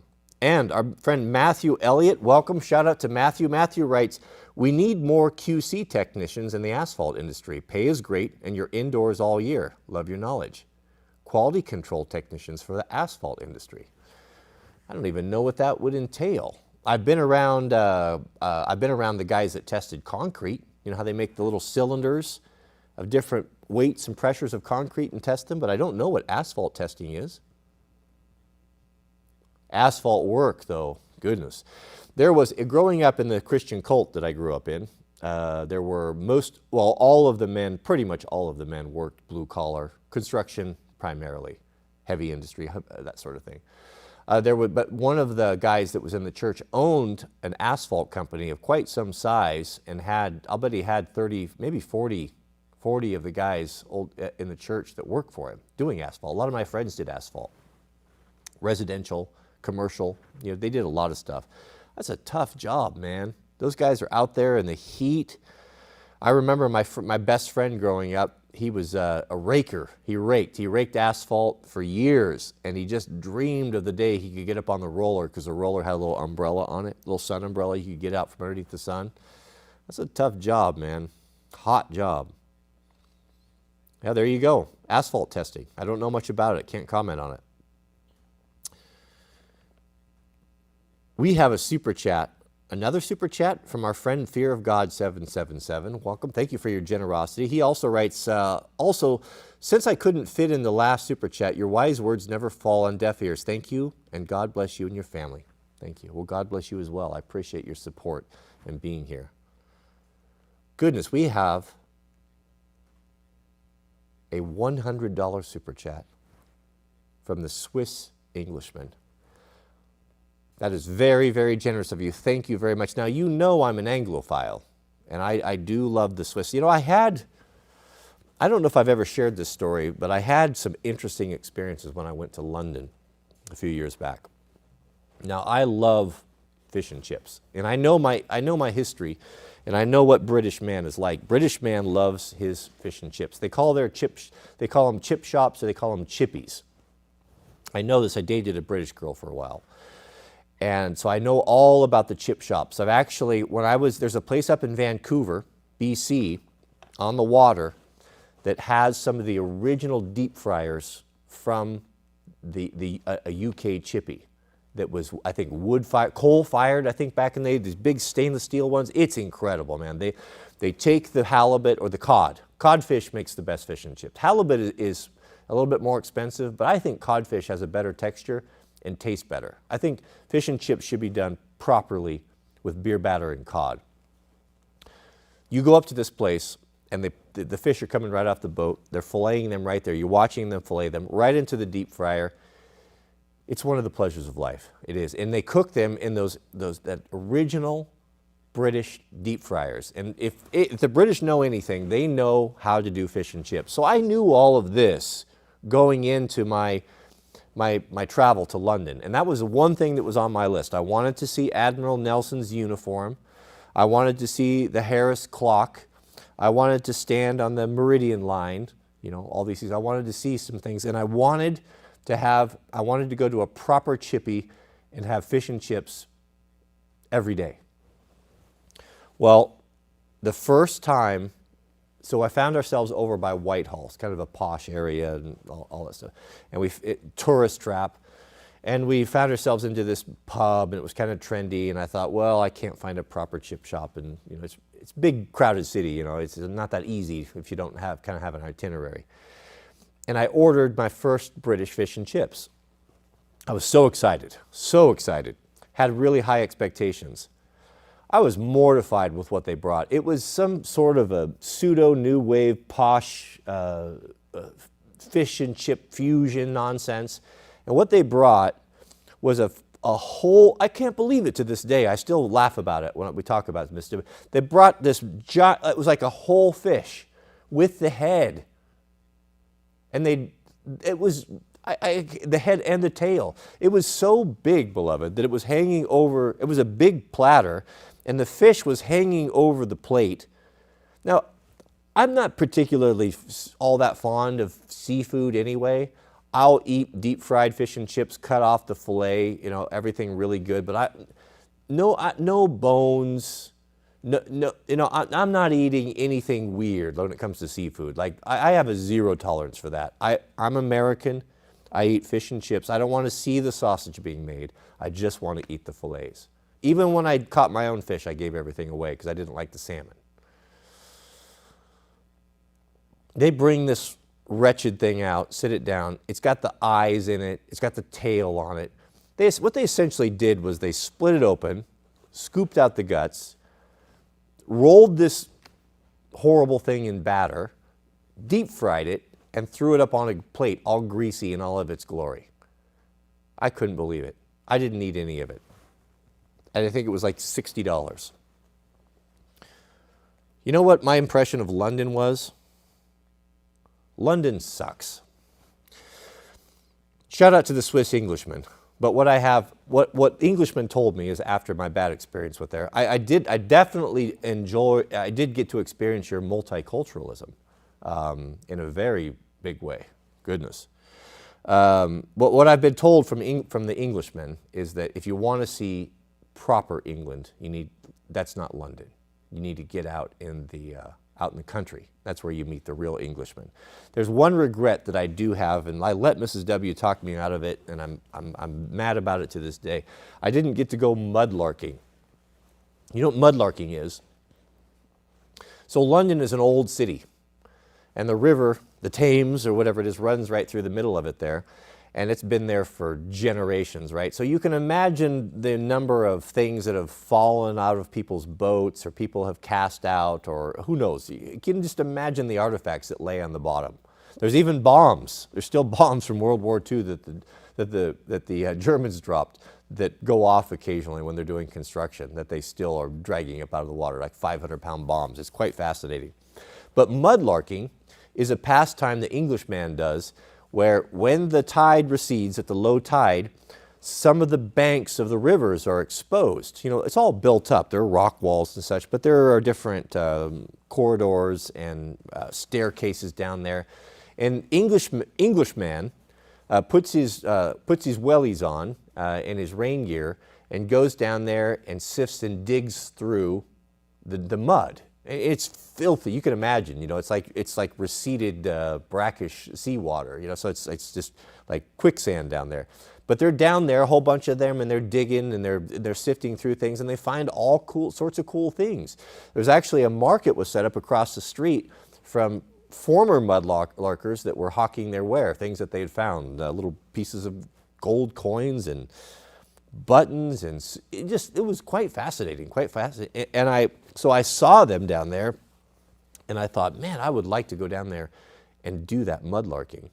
Even though they did say that anything you find, I believe, couldn't leave the country, I wasn't going to pay any attention to that. I'll figure out a way to get that. I got my souvenirs from the Gettysburg without getting caught at Gettysburg. I certainly wasn't going to let Englishman stop me from taking an artifact home, but I did not do it, and I wished I had. I'll always have that regret. So shout out to Englishman, and he writes, Swiss Englishman writes, God bless you, sir. I've been watching you for many years now, and your no-nonsense, straight-talking Christian advice sometimes really speaks straight to my heart. I appreciate that. Thank you, the Englishman. I find myself adjusting my life according. Thank you. We all do. We all do. This is the round table here. And these conversations that we have, whether it be the scriptures that our friend Jason Barr brings from time to time that open up discussion, to your comments, I reflect upon these things and think about these things that we talk about, and this is a benefit to me as well. We're all equal here. We're all under sin, and we're all just struggling, trying to find truth, trying to be the best husbands and protectors and priests of our own household. We're just trying to get back to our Father. And we're also here to remind each other that you're not alone, beloved. Even though we haven't met, you're not alone. You're amongst like-minded people. And the reason why you're here is because God brought you here. And so that's an encouragement to me. And the size of the group doesn't matter. It's just right the way that it is. If it stays this size, then we still continue. But thank you, Swiss Englishman. That's very, very generous of you. And shout out to Englishman. Englishman, I love English history. I've read thousands of books, literally thousands of books and audiobooks on history and all the wars and conquests and heroic men and explorers and such. There is no more formidable of a fighting man like when you getting down into the trenches and getting mean than the English soldier. The English soldier is the quintessential fighting man. As Americans, ignorant Americans, when growing up, when you don't know any better and you grow up in the backwoods somewhere, you hear the English accent and every comment was like, is he gay?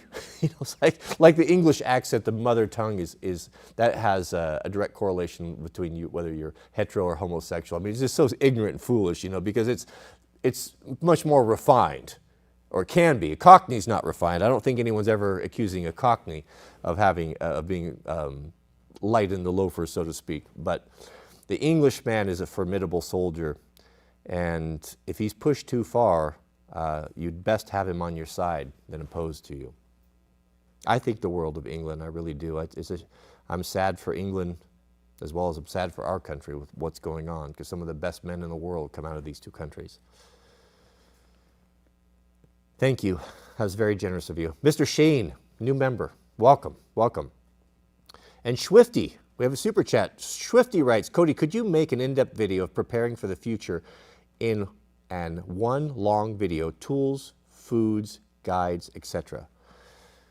That would be a long video. I don't know that I could do all of that in one video, but what I will do is I will continue to make that a priority and try to, as the world changes and adapts, I try to follow politics, what's going on the best I can.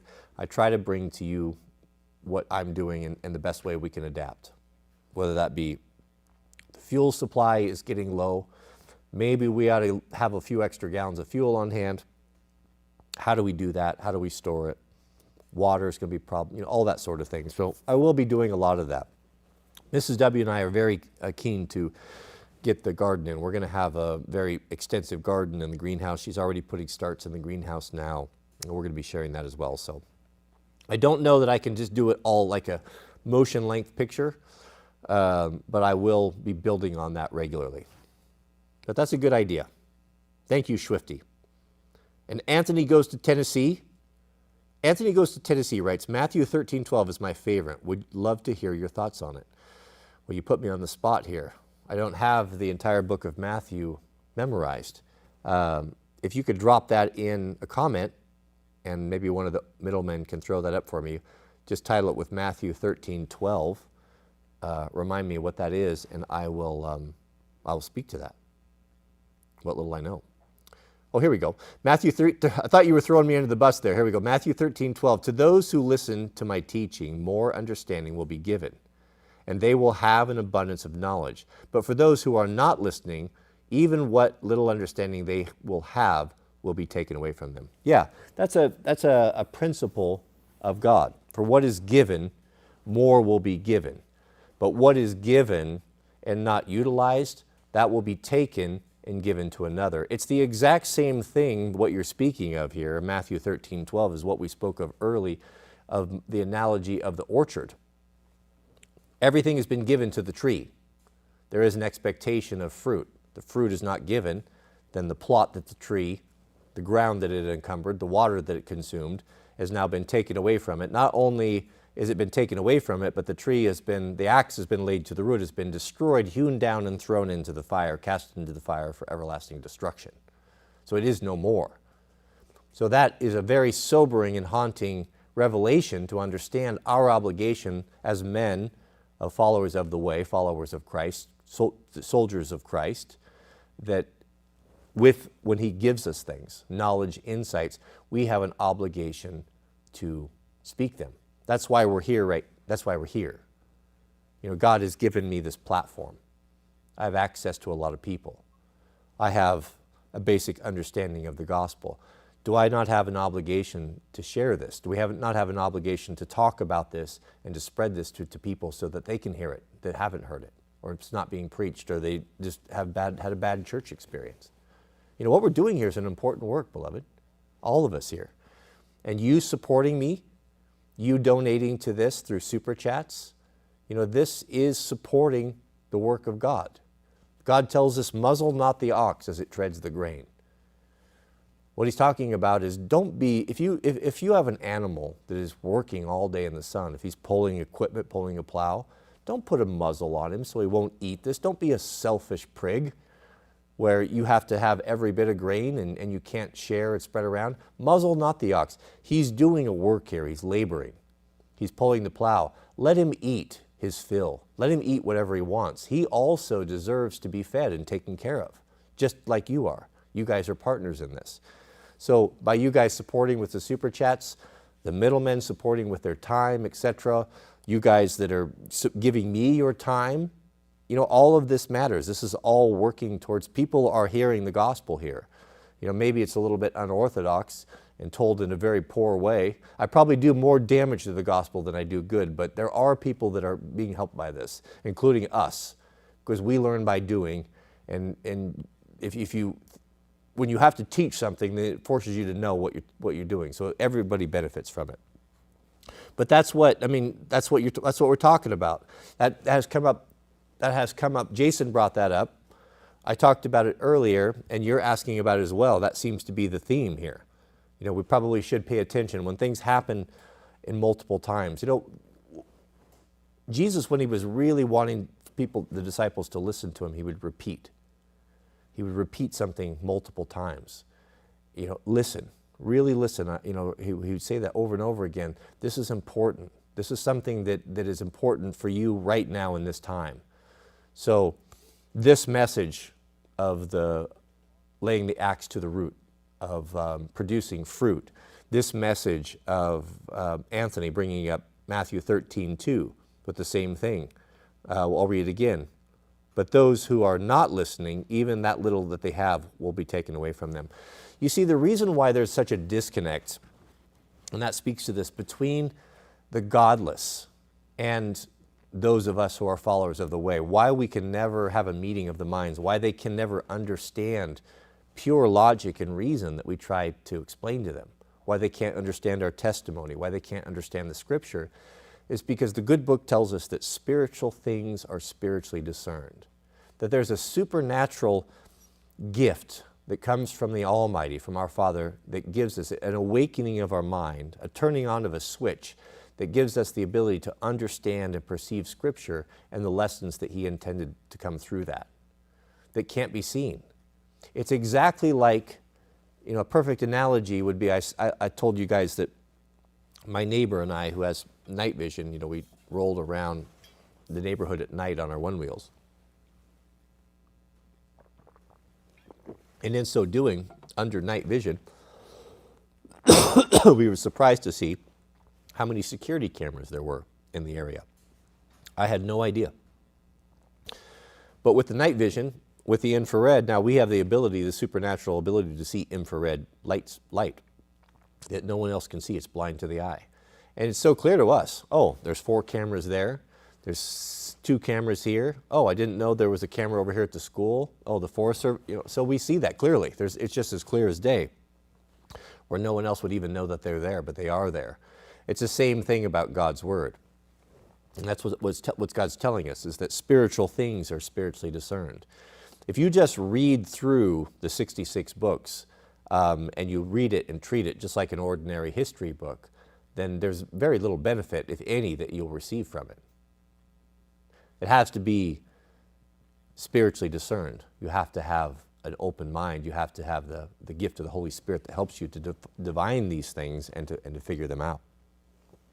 Yeah, good question. Very good. We have a super chat from K Bowser 8111. He's been a member with us for 2 months. Welcome. Welcome. Speaking of being fruitful, being 1 year alcohol-free, shout out to you. Guys will ask me how I did it. I've yet to find the perfect, profound thing to say. Ideas? Yes. You just say this. I woke up and realized that alcohol is poison. That's all you need to say. Alcohol is poison is one of those things that will help you when you want to relapse and get back to it. Because if you have been in the trenches with alcohol, as I have, and many pro-ho here have struggled with it, still struggling with it, trying to get a handle on it, will know what a wrecker of lives and dreams and relationships it's been. Tell me the foolishness. I mean, I've been thrown in jail overnight as a direct result of alcohol. Now, I'm not blaming the alcohol. I was fully behind it, but had I not been drinking to that excess, I wouldn't have been in jail that night, right? So I did a lot of dumb and stupid things. There's a lot of us that have regrets from that. And just, you don't have to explain to them. You know what? I woke up and realized that alcohol is poison. And that's it. And that will imprint on their minds, and they'll never forget that. And who knows to say that maybe that doesn't help them to kick the insidious habit someday. Shout out to you, Kay Bowser. Yeah, you and I are about the same, man. About 1 year alcohol free. I haven't had any, I don't know, maybe last summer sometime. It was a long time. I'm done with it. I'm done. Our friend Tony Balone is here. He's been with us for 2 months. Welcome, Tony. We never tire of your stories, Cody. Thank you. The fish story. Yeah, I'm sure. I'm sure that went on a little bit. That went on a little bit too long. I've got a lot of fish stories. I could tell you the story that I fell out of my own jet boat at full speed. That was a good one. Thank you, Tony. Thank you for your faithfulness. It's always good to see you here. We have a super chat from Blood Moon, who says, "What do you think about nationless people?"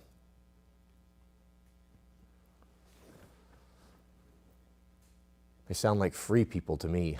I don't know what a nation. I don't know who is a nationless person. I feel like a nationless person, don't you? I'm not even going to say mine anymore. I would have said my government.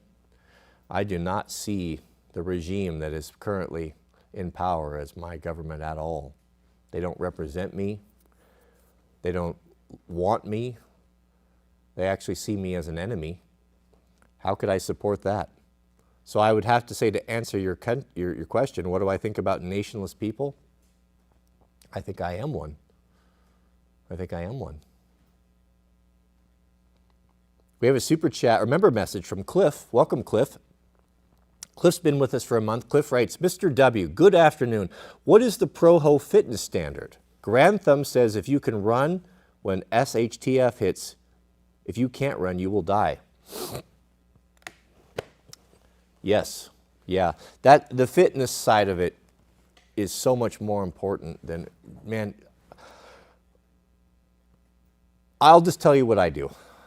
That's all. The fitness side, the cardiovascular and fitness side of it. Now, I've always been active, so it's not like I've ever let myself really go. I got a little bit heavy over COVID, and I would have been huffing and puffing to do the most basic ruck.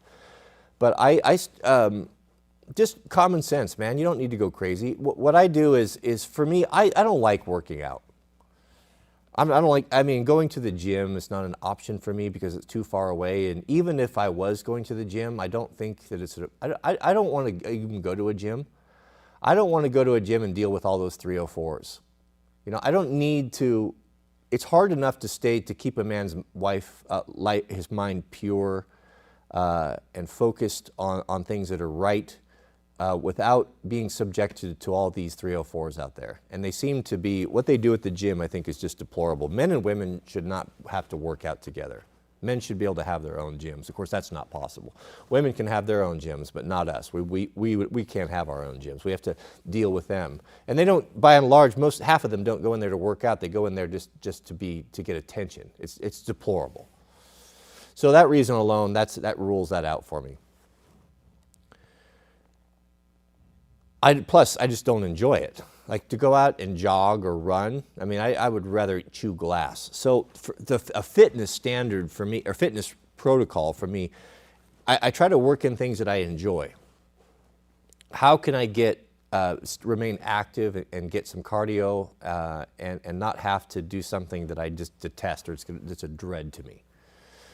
Well, first off, if I need to lose weight, let's start with that.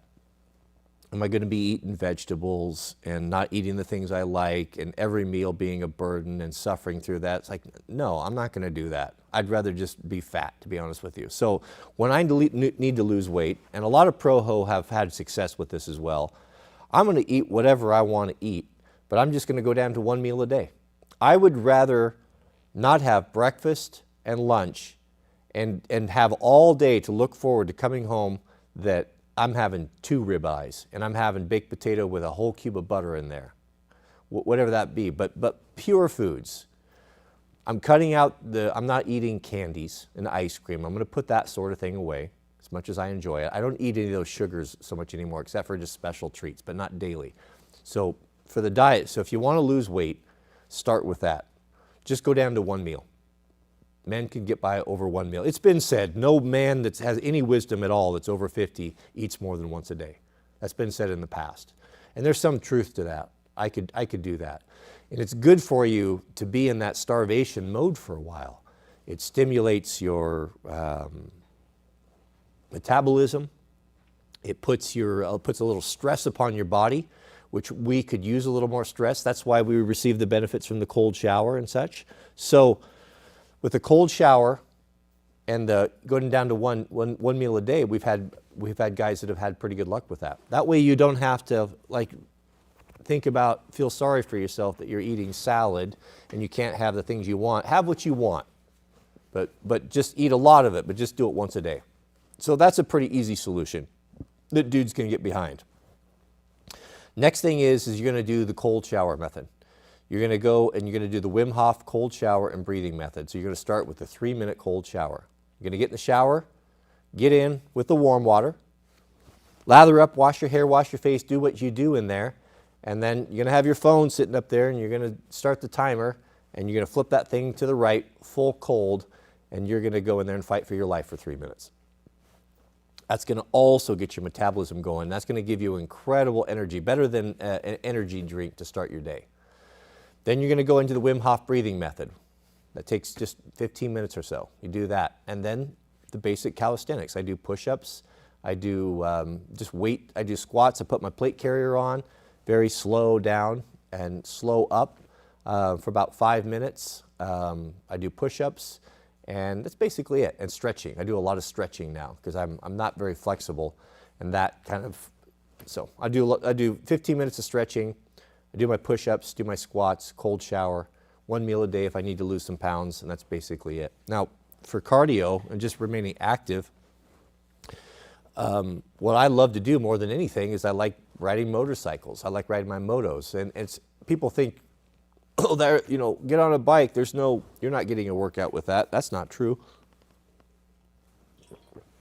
I think every man should have a dirt bike that's dual sported. Get something that's street legal. Nothing more. There's no purer form of motorcycling than a dirt bike that's enduroed. It's very simple, carbureted. You can work on it yourself. light, a couple hundred, 200, 300 pounds. You can go on it, you can go anywhere, you can go on dirt, you can go on trail, you can go down to the store to get milk, whatever. It's just fun. But riding, I go out and ride almost every day, and I'm up on the pegs and I ride, and that's very physical. You got a 220-pound machine, 60 horsepower, that you're trying to stay on top of. And when you're riding properly, you're never sitting on a dirt bike, you're always standing up. So you're on the balls of your feet. There's a lot of balance involved in it. A lot of cardio. There's no more difficult, like full body workout than hard enduro with the dirt bike. And I would challenge anyone, I don't care, triathlon, I don't think, there's nothing that compares to that, especially in the mountains. So if you don't have, I'm not saying that that's the solution, but just find something that you enjoy doing. If you don't like walking and running, don't do that. If you try to form a habit of doing something that you hate doing, it's just not going to work. Another good thing to do just for staying flexible and strong and core body strength is a one wheel. One wheel's fabulous for that. It's very easy. After work, throw your skate shoes on, put your bike helmet on, out you go, you're carving, you're riding. There's just find something to do that you enjoy doing. Paddle boarding or swimming. If you like swimming, go, do that sort of thing. So I think it's important to work it into your life, how you want to try to stay in shape and physical, work it into your life in a way where you can get exercise at doing something you enjoy doing. That's the only way it works for me. We have a super chat from Ken. We appreciate how much effort you put into these videos. New member, welcome. Thank you. Appreciate that. And Craig, Mr. Craig Thomas, that was very generous of you. Thank you, Craig. Craig says, God bless you. Showed some of your content to a friend I met in the Marines 20 years ago, struggling with purpose on the edge. It opened some conversations that led to conversations in Scripture. Goodness. Well, the weight of responsibility just presses down upon us on things like this. Man, my heart goes out to those men. It's just deplorable the way that they've been treated. And I get it, man. If you were already struggling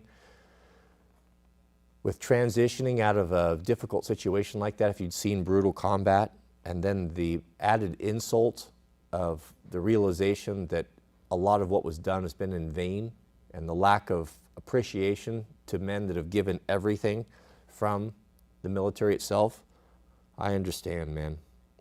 It's deplorable. Why don't you invite him over here? I don't know, Craig, if he's willing to share with you what it is that he's struggling with. I don't even know if we would have an answer for that, but if you could get that to me, I don't know if it would matter or not. We could make that a topic of the next live stream if he wants to hang out. We'll keep him anonymous, of course. We're not going to embarrass anyone. But if there's any one particular thing that we could talk about and discuss and kind of get down to the nitty-gritty on for his benefit, I would be happy to do that. So that's up to you. I'll let you judge that. But send me an email, cody@wranglerstar.com, if there's a particular scripture or topic, or even if he wants to, I'll just leave it with you. You know what to do. But if I can help in any way, or we can help here as the group, let us know. We'd be happy to do that. Shout out to Craig. Stay close to him. Make sure that you stay in touch. Drop a dime regularly, and just make sure he knows that you care about him. Our friend Kyle B is in the house. Welcome, Kyle B. Shout out to you. Kyle says, flee sexual immorality. Every sin that a man does is outside the body, but he who commits sexual immorality sins against his own body. Yes, there you go, Kyle B. And that's exactly why my point about the gym, exactly why my point about the inappropriate type of movies and contents. You think, well, I'm an adult, I can watch this stuff. I don't think so, man. I don't think so. It's hard enough with what is put in front of us with these 304s out there without bringing it into our own home. Our home is supposed to be a refuge of solitude from the wickedness of the world. We need to be an example, beloved. It's just not, even having, some of the pinup girls and the stuff, those calendars that a lot of us have in the shops and stuff. I think that, put that stuff away. Just throw it away and Don't give, these women dress this way because they want your attention. It's a dopamine hit. It's a thrill, it's a rush. They don't have any intention of ever giving you any play. They only give Chad play, but they do want attention from you. Make it obvious that the disdain you have for these public exhibitions of indecency. Don't oogle over them. Don't give them the satisfaction. Don't look at them. Ignore them. Turn your back on them. Make it so painfully obvious the disdain that you have. You don't need to shame them or say anything to them, but make it clear in your body language, and do not give them the satisfaction of your attention. We are made in the image of God. We are priests of our household. We are to set an example here. We are not groveling and drooling over these low-value women. We need to have some standards, beloved. We have a new member, Lucy and Jeremiah. Welcome, the two of you. You are very welcome here. Thank you. And Mr. Robbie Johnson, we have a super chat. 4 years this month as an electrician after watching your video. Love you, Cody. Thank you. Right there, Robbie. Robbie's killing it. I'll bet, I don't know Robbie, but I'm willing to bet that Robbie's decision 4 years ago to become an electrician has been life-changing. Life-changing. I would like to hear from Robbie, if you could maybe just put in a couple sentences how that decision to get into that field has changed your life. I'd be interested to hear that. Electricians that's a good trade, man. Very good trade, and more important now than ever. We have a super chat from Mr. Matthew Elliott, but shout out to you, Robbie. I'm proud of you for doing that, man. That's awesome. Awesome.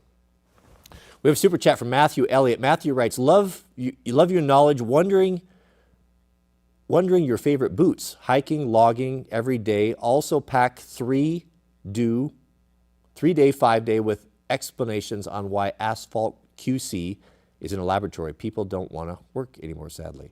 Oh, okay. My favorite boots are the Solomons. I think I have them right here. Let me grab them for you. The problem with Solomons, they're not perfect. Maybe I don't. I'm going to check one more place here. Oh, I think I've got them in the house. They're the 4-inch hikers. They're regular standard hikers. The Solomons are good because they're super light, and they are stiff enough but not too stiff. So I've done quite a bit of, when I lived in Colorado, I did a lot of what I would call high-speed mountaineering, where I would go fast and light. My granddad had a nickname growing up among all the hunting, his friends and the hunting parties and the family. They called him the Walker. He had the ability to walk anyone to death. He had an incredible stamina. I was told that in basic training in World War II, they would regularly march in Oregon from an Army base called Camp Whitcomb in Clackamas, Oregon, up to the Portland airport, which I'm guessing is probably 10 miles or so. Maybe more, 10, 12 miles or so. And they would routinely make this march back and forth. One of my granddad's friends said, your granddad, at a total of maybe 5'7" and 145, 50 pounds, maybe, he'd come back in after that long ruck, and he would have 2 packs and sometimes 2 and 3 extra rifles, in addition to his own, that he would help guys out with. That's the type of guy he was. I got a lot of that from him. I used to walk with him, and I couldn't hang with him, though. I never could even come close to hang with him. I would start complaining and making excuses to go home before he was ready to be done hunting, to be honest. But when I got older, I was able to, when I would go hiking with, I don't want to be boastful about this. Some of us are good, some of us just have talents of particular things. I have huge lungs. My lungs are about 30% bigger than normal. I learned that when I had a volume test with the fire department, and I think that contributes to my ability to really move well and do well at elevation hiking. So I got into, when I lived in Colorado, I started going with some of my fellow firefighters, but I got frustrated because they were so slow. You know, they'd be plodding along, and I'd run up there, and I would sit and wait and get cold. And finally, they'd come up, and I was ready to go because I'm cold, and they wanted to rest a little bit. So it just didn't work out. So I got to the point where I would just go by myself.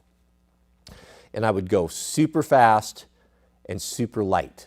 And my goal was I would like to, something that people would do in 2 days or 3 days, I would always do in one. Because I don't like sleeping in tents and sleeping bags and all that stuff very well. I want to sleep in my own comfortable bed.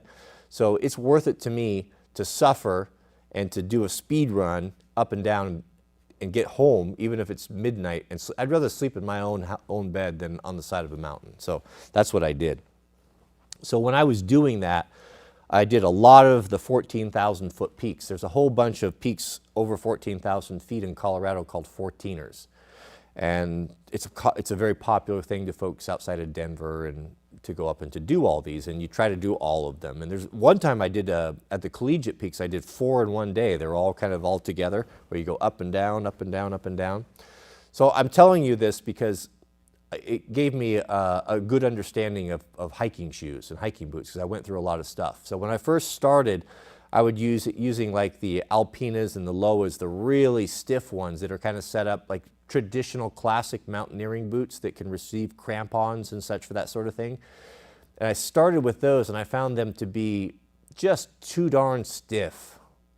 If you're plodding along with ropes and doing Everest and that sort of thing, yeah, that's what they're fine. It's like walking on planks. But if you want to be athletic and have a shoe that is very flexible in lots of different applications, meaning that it's got enough sole on it and thickness of the sole that you can put 25 pounds on your back and it doesn't push you down where the sharp rocks are bruising your feet. But it's also, it can handle that, but also if you throw that pack off, that you can be athletic with it. You know, you could run with it, hunt with it, chase game. That's the Solomon hiking boots are really in that sweet spot. They are all synthetic, so they're super, super light. There's a Gore-Tex option, so you have that, and they breathe reasonably well. I would never wear Gore-Tex in the summer.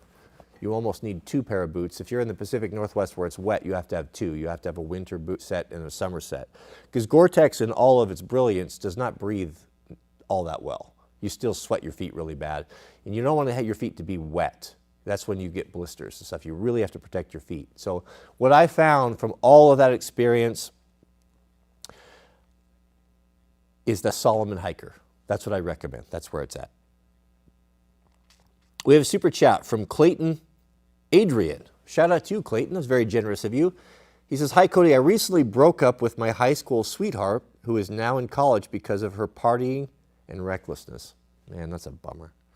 "Thank you for giving young men good advice about these things and saving me." Yeah. Yeah, and there's just too much pressure on them. As I said yesterday, that our female friends, they operate by the hive mind. When one does one, they hate to stand out. You know, acceptance is exceedingly important for them. So it's a rare bird indeed that is able to push against the narrative or push against the beliefs of the hive mind to do what she knows to do what is right. And it's a self-feeding type of hive mind type of thing, where the ones that are in it doing it, when they're 304ing, they know instinctively that what they're doing is wrong, but they'll try to bring in as many as possible so that it soothes their conscience, because misery loves company. So there's a lot of pressure with this, and if they're on social media and they're seeing it, and they're seeing what their older sisters are doing, and they're seeing what celebrities are doing, and that's being held up as a standard, well, unless they're a unique and extraordinary woman, they'll fall into the hive mind way of thinking, and they'll be lost. Yeah, you dodged a bullet. I'm sorry, man. The first love is hard. I think we all have that story. I think we all, even though it's a long many, many years later, I think we can all very clearly remember that first love. The one that really tore our heart out. The one that we pair bonded with, or should have pair bonded with, or tried to pair bond with. It's something you never get over. You never get over that. You can have a life, see, you can't, but tell me your mind doesn't sometimes drift back to those days. You know, I think a lot of men feel that way. We have a super chat from Wine Gums. Shout out to you, Wine Gums. Wine Gums write, come visit the Scottish Highlands and the West Coast. I love my Scottish friends. Mrs. W is 50% Irish, like proper. Catholic background, you know, her dad is full Irish. You know, big family and the whole deal. Came over from the mother country and such. So we've really wanted to go over there and see not only Scotland, but Ireland as well. Yeah, that's on our list. That would be, Scotland would be probably be in my top 5 for vacations. Thank you for that, brother. We have a super chat from Super Mike. Keep it up. Will do. We are keeping it up here. And our brand new member, Anthony Arrow. Thank you. And thank you, Super Mike, for your generosity. Goodness. We have a member message from Mr. Nobody. Member for 2 months, Corbin Grambert is 13 and wants an axe recommendation. I'm going to give Colbert an axe recommendation. Something suitable and appropriate for a young man. Where is it? You know, oh no, do I not have it? Goodness. I use it so much that it's probably in the truck. Well, I'll show you what it's like. I'll give you a recommendation. The best axe for a young man is going to be the classic boy's axe. And I'll tell you how to get an affordable one. This was my grandfather's. This is a handle. I made this handle. You see my mark on there? This was his. This is a classic boy's axe head. It's like an American felling axe, like a Michigan pattern, but it's smaller weight. Usually 1.5 pounds is considered to be about appropriate for a boy, and a 26-inch handle or so, 28-inch handle right there. Classic boy's axe. This is one of my most treasured ones. This was Granddad's. Actually, Granddad had it mounted on a hatchet handle, but it truly is a boy's axe now. So I changed that. 13-year-old boy, this is perfect. He can two-hand it. You can fell trees with it. You can split wood with it. But it's small enough that as he's growing and not quite as strong as a man, can safely use it. So it's been traditionally given to a young boy as a boy's axe. The quintessential, like the best, the high water mark of boy's axes is right here. This is a real treasure right here. In the original sheath, I have to be careful because the sheath is rotting. Oh, goodness. And this is of the Hudson Bay pattern, an original. Brand new, never used. Look at this beauty, goodness. This is the template of perfection right here. I've saved this in its, leave it alone. It had a loose head on it, still does. I'm just leaving it alone because the shape of this handle is absolute perfection. It is, this was produced, this is the Hudson Bay pattern. This design came from, most people believe came from kind of the Native American tomahawk style, the shape with the undercut or the beard there. And this is a particularly beautiful axe, this design, because in small work, the beard gives you the ability to choke up on it and you can do detailed work with it. You'll see the similar pattern in the Grand Force Brooks small forest axe because this is the best shape that you can have for an axe, for just an all-rounder. Do you see the similarities right there between, this actually, I'm getting ahead of myself. The Scandinavians had this before us, most likely. But American tradition has it that this kind of came from the Hudson Bay Company and the Hudson Bay style, which was heavily influenced by trappers, which were heavily influenced by Native Americans. And this is the boy's axe right here. 2.5 pounds, very thin, good for biting deep into the wood, so a good feller for small trees, but also pretty wide at the pole, so a good splitter. And with speed, it actually penetrates pretty deeply with velocity. It's a good all-arounder. And look how small the handle is. You see how petite and thin it is? This is the way handles should be. And the oval shape, the most pleasing shape of a hand is the oval. An octagon is also nice. Some people prefer an octagon. Octagon fits the hand and the folds of the hand there perfectly. But the small, you see how small and petite this is. This was very helpful for a young man's hands. It's not too thick. See how thin that is? So it gives him a good grip, and he can handle it safely without losing if you have smaller hands. So you're not going to find these anymore. They're sadly no longer made, nothing of quality. But the Cold Steel Trail Boss, maybe one of the middlemen, go check on Amazon real quick. What is a Cold Steel Trail Boss? What can you buy one for now? Used to be around 30, 40 bucks or so. Has basically copied this of the boy's axe. And to be honest with you, because of the weight and the shape of it and the quality of it so good, I use that more than anything else because it's cheap. I have it with me. I'm using it all the time. Whenever I come over here to grab axes, I tend to grab that one. Throw it in the back of the quad. When I just need a beater to go do stuff, or I might need an axe and I don't want to be careful or look after it too much, I'll grab that. And that's what I would recommend. Go get a Cold Steel Trail Boss, which is basically a copy of a Hudson Bay pattern boy's axe. Now, it's going to have a much fatter handle on it. And if you find, I guess if he finds that it's too big for his hands, just start working it down. Take a draw knife, carve it down, forward hand. Spoke shave is the best way to go. If I was going to do that, I'd probably use a spoke shave and just whittle it down. Take your time and just keep working that material down until you get it the way you want it. And you'll have a nice tool there. But that's what I would recommend. If he uses that and takes care of it, then you can get him into a Grand Forest Brooks forest axe. A bigger one. Where is that? Oh, Mr. Dry is using that today. He's doing firewood down there. That's what he grabs. That's what he likes. The large forest axe is essentially a bigger version of the small forest axe. A little bit more, probably another ½ pound of weight, another 6 inches on the handle. It's more of a boy's axe. We have a super chat, and shout out to Corbett.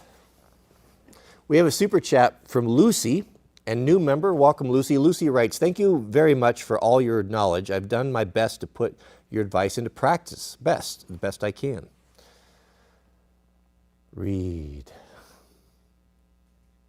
As I'm turning 20 this year, I've enjoyed your advice for young men these past streams. Yeah, I appreciate that. Thank you for your generosity, Lucy. We are here. Iron sharpens iron, beloved, so one man sharpens another. That's what the good book tells us. We have a super chat from Andrew Campbell. Shout out to you, Andrew. Welcome. Thank you for your generosity. Andrew writes, dad tip. All right, are you guys ready for a dad tip? Pray over each of your children every night before bed. Use that time to reflect on your wins, losses, and hopes as a father. It has made a huge difference in my fatherhood. I agree. I have the Sweet Loaf. I often put her to bed, and we always pray together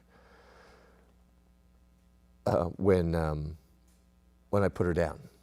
And I pray, and we pray for our family.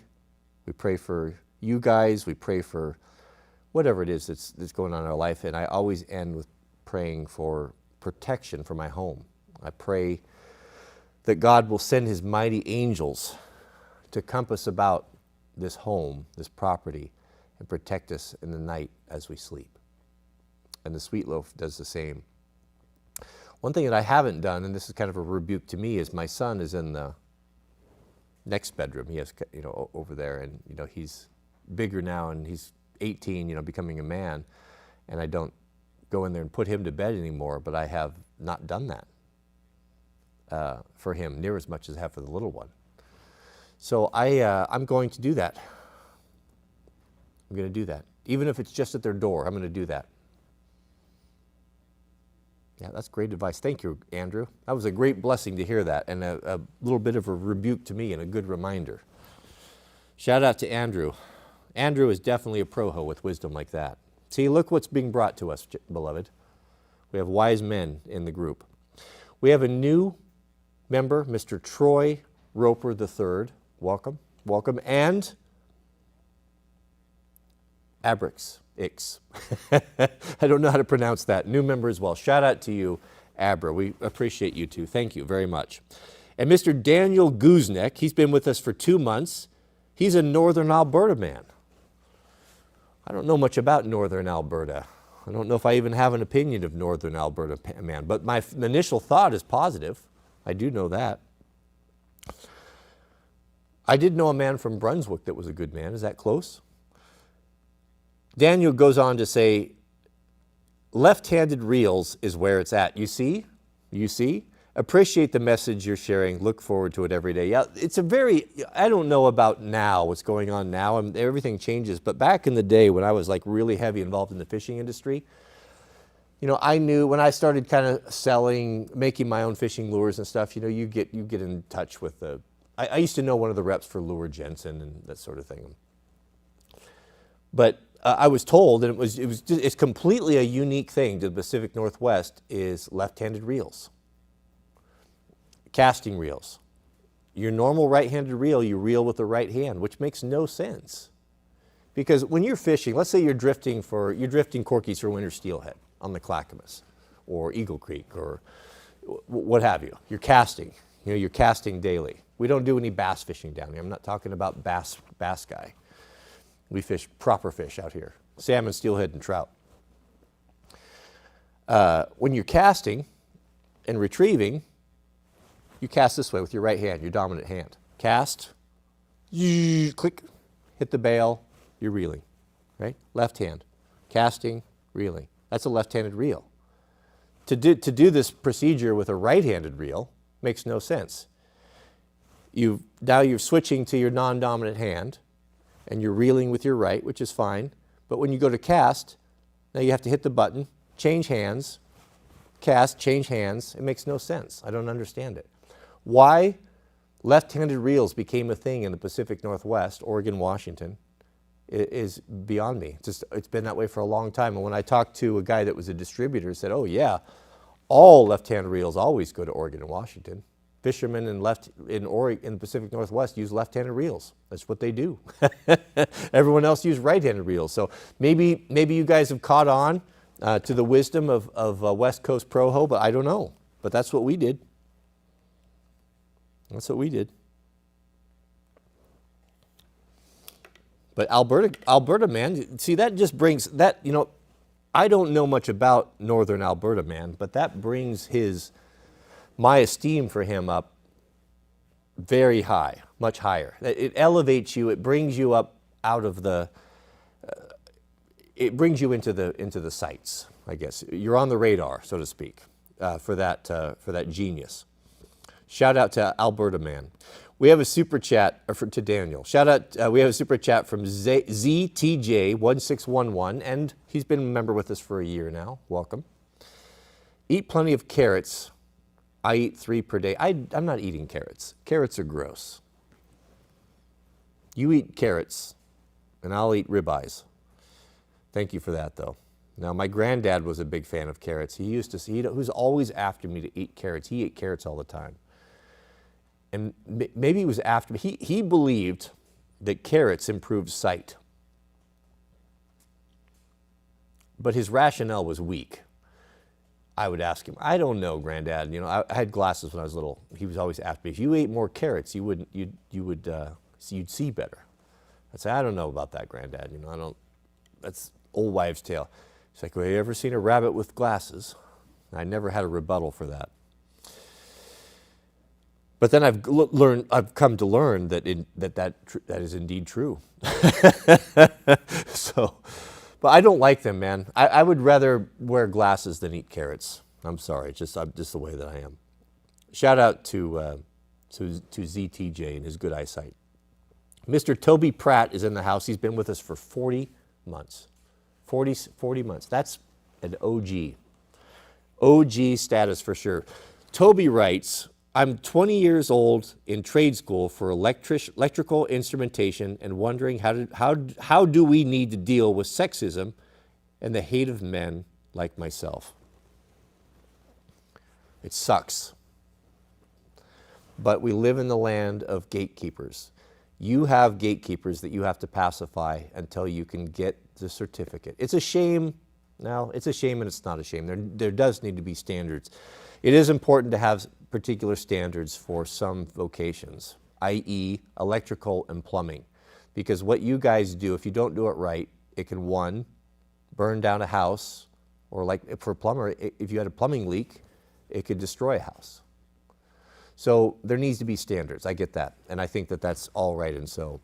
But the bad thing with standards is there are gatekeepers that hold the keys to your success. You have to toe the line and you have to do what you're told to get the certification to allow you to go do these trades, right?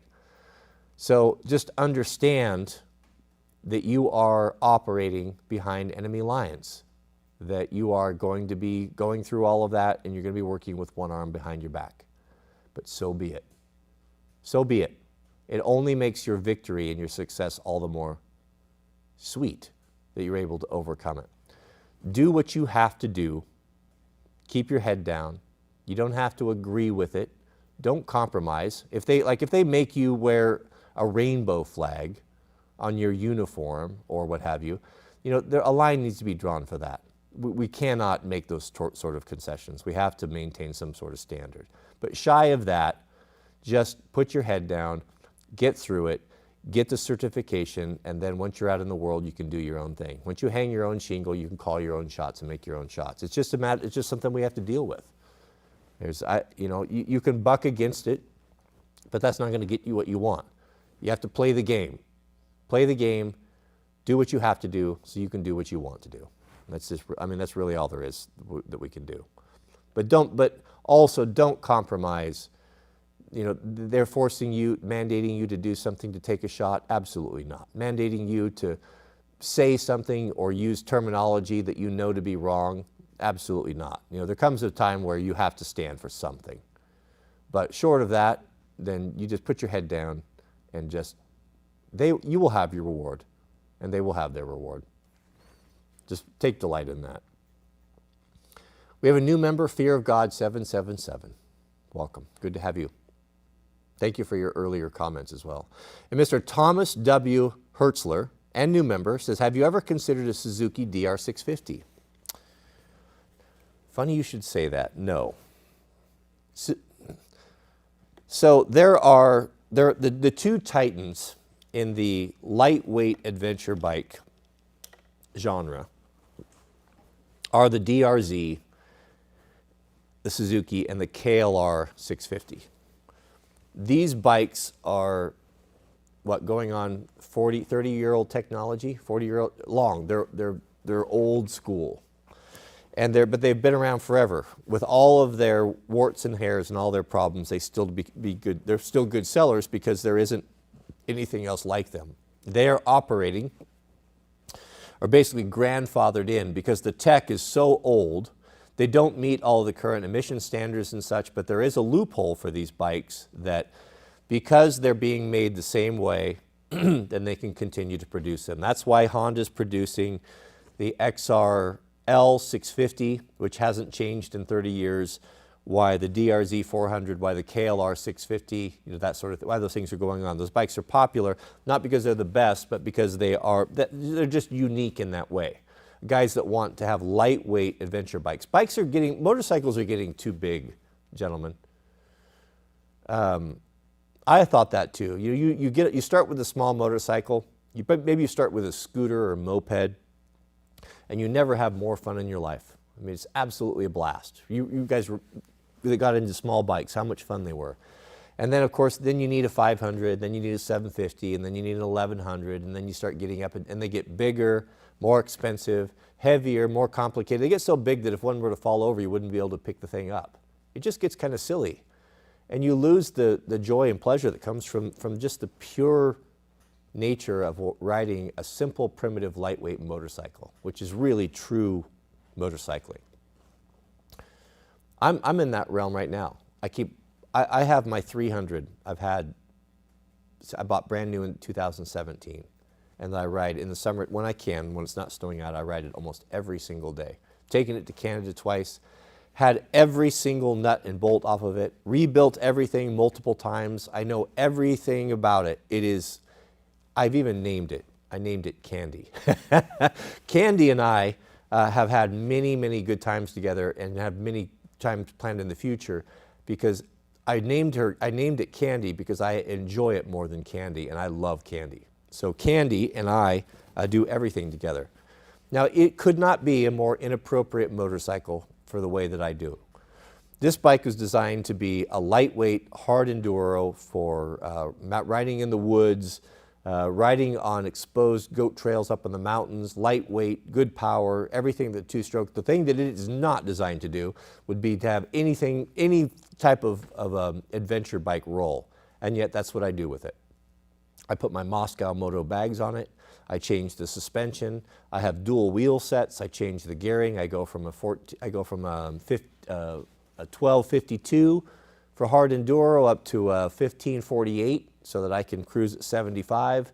And I've taken it to Canada. I go to gas stations and I have extra oil and I mix the gas on the tank. I know people laugh at it. It's like it could not be a worse motorcycle, a more inappropriate motorcycle for what I use it for, which is everything. But I love it. I love it. I love its two-stroke nature. I love that it weighs 200 pounds. I love that it has insane great power. And I love that it's two-stroke. And I love just that I trust it implicitly and I know it like the back of my hand. I love that motorcycle. Love it. So I ride with guys and they're always making fun of me. It's like, bro, are you serious? You know, you knobbies. I balance the tires on it, everything. I don't care, man. I like it. I like it. I go everywhere they go. I'm on the pegs all day. I get a tremendous workout. It is pure motorcycling. And it has a Kickstarter, which is cool. Or an electric start. It can go either way. If I want to look cool, then I could kickstart it. So, of course, you know, this morning, you know, my mind is always going. I'm always hearing my friends telling me, you know, that is so inappropriate what you're riding on the streets. I ride it in Portland everywhere. I take it everywhere. So I go on the Facebook Marketplace like every morning. I'm always looking for deals, and I'm looking at bikes. I'm looking at the DRZ 400, just like you said, was that the 400? Suzuki. Oh, the DR 650. No, I think I was looking at the 400, but 650. No, I wouldn't look at one that big. And then I look at that and I think, no, I don't like Suzuki. It doesn't give me the fizz, so I'm not. That's off the market. I'm not doing the Suzuki. Plus, it only has a five-speed gearbox, which sucks. And then I look at the Kawasaki KLR. I think, okay, the KLR. Well, that's really popular with guys, but it's a big antiquated old pig and it's super heavy. And then I look at my 300 and I'm like, no, which one would you rather ride? Like, I would rather ride my 300. I'd rather be on my pegs all day. I can do 500 miles on that 300.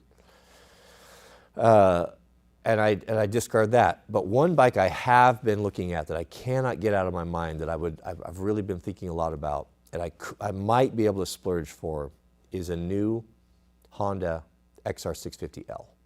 It's white this year. It was white last year as well, instead of red. I've never had one, but I would love to have one of those bikes. That's a bike I would make an exception for. That's a bike that I would grudgingly maybe not get on my 300 for half of the rides or so that I do, and I would get on the 650L, the big thumper, and that's enduroed, of course, and I would do like the ride up to the volcano, and when it's just pure road riding, maybe to the beach, I would take that. Maybe a BDR bike, that'd be good for that. But to answer your question, I would never buy a Suzuki because they don't give me the fizz. If I were going to buy another bike, it would be the Honda 650L, the big thumper. That's what I would get. And they're still under $7,000. I think I think they're $6,900 right now, brand new. So with destination and stuff. So probably $7,500 out the door. You could get a brand new one. Which you might as well, because the used ones bring so much money that they're not far from that, and then you know what you're getting. We have a super chat from Mr. Joe Brown. Excuse me. Shout out to Joe Brown. Joe Brown writes, longtime listener, first-time caller. You are an old talk radio guy like myself. Love your stuff, love your style of communicating, strong but caring. Also like that you tell men you're proud of them. I am proud of you, beloved. I am. I'm proud of anyone who has been able to kick the habit of alcohol for a year. I'm certainly proud of anyone that's been able to kick the habit of pornography for a month, or smoking weed, or got himself up off the couch and fought through the black pilling and getting something done, getting a business started, or just being able to have the balls and the courage to extricate himself from a terrible relationship with a violent and angry woman like our friend Spartan 219 is working on.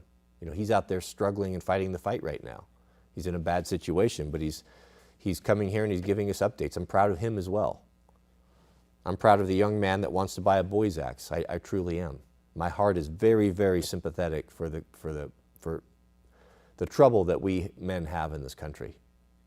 We're not getting the respect we deserve, and if they're not going to respect us, then we're not going to help them. And we need to take care of ourselves first. Take care of ourselves, establish our wealth, establish ourselves a piece of land, a cabin, whatever, a trailer, camper, have a temple of solitude, and then we can go out, and if the world needs our help and they're worthy, then we will or we won't. But the idea of giving everything, giving the best years of your life for an ungrateful woman or an ungrateful society, that's got to end.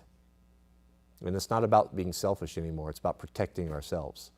Just because we've been beasts of burden our whole life doesn't mean that we need to continue down that path. And if we're not being respected by family, then disregard them. If we're not being respected by a woman or girlfriend, or she's broken the covenant of the relationship, then we need to leave that and we need to go our own way. If we're not wanted, then we'll just remove ourselves and see how things go. Thank you, Mr. Joe Brown. That was very generous of you. I appreciate that. Gaelic Lands is back. Mr. Gaelic Lands, he's a new member. He's been with us for a month. Shout out to Gaelic. Gaelic writes, Cody, how do you find a fulcrum or balance point between the intensity of constant prepper type planning versus placing a full faith or trust in God to provide for us? That's a good question, and I can't give you an answer because it depends on your situation. As I'm so fond of saying, there may be a 70-year-old woman that wakes up to her plight and she's old and doesn't have resources, doesn't have the physical strength, but wants to do something. She knows things needs to be done. Maybe she needs to have some beans. Maybe she needs to keep her gas tank full. Maybe she needs a water filter, whatever. There's very little that she can do to affect change in her life because of her abilities and her skills. God understands this, and God will compensate for in the areas that we can't do it. That's why the YouTube, and I'm the biggest sinner here with all of the sharing of gear and you should do this and you should buy this and you should have this prepped and so much gas and so much ammunition. You can look at that and like, good grief, man. I mean, I'm just getting started. How could I possibly get all that done? And the clock is ticking and I feel like I'm behind the 8 ball. That's the downside of all of this. And I try to remember, to say that these are just ideas, and this might be suitable for you now, or maybe it's suitable for you in 5 years. You can come back and look at it. But just because I'm doing it and you're not in a position to do it, don't sweat about it. Cover the basics. Think about, if I turned off the electrical panel in my house, where does the pinch come? Where do I start to suffer? I don't have water. Okay, address that. I can't run this, or I can't charge batteries for this, my phone. Okay, address that. Find out where your inadequacies are, where it's really hitting you. What happens if it's wintertime? How am I going to heat this place? So that's kind of where you start. So it's kind of, you got to custom tailor it to your own situation and your access to resources, right? How much you can direct towards this. Some guys more than others. But doing this faithfully, also trusting in God, not doing this out of fear, but doing this because, well, I got to participate. I'm building an ark here. There's a storm coming. The rain is coming. God has warned me through his people, through his word, through his prophecy, through just the indwelling of the Holy Spirit. I can feel something is off.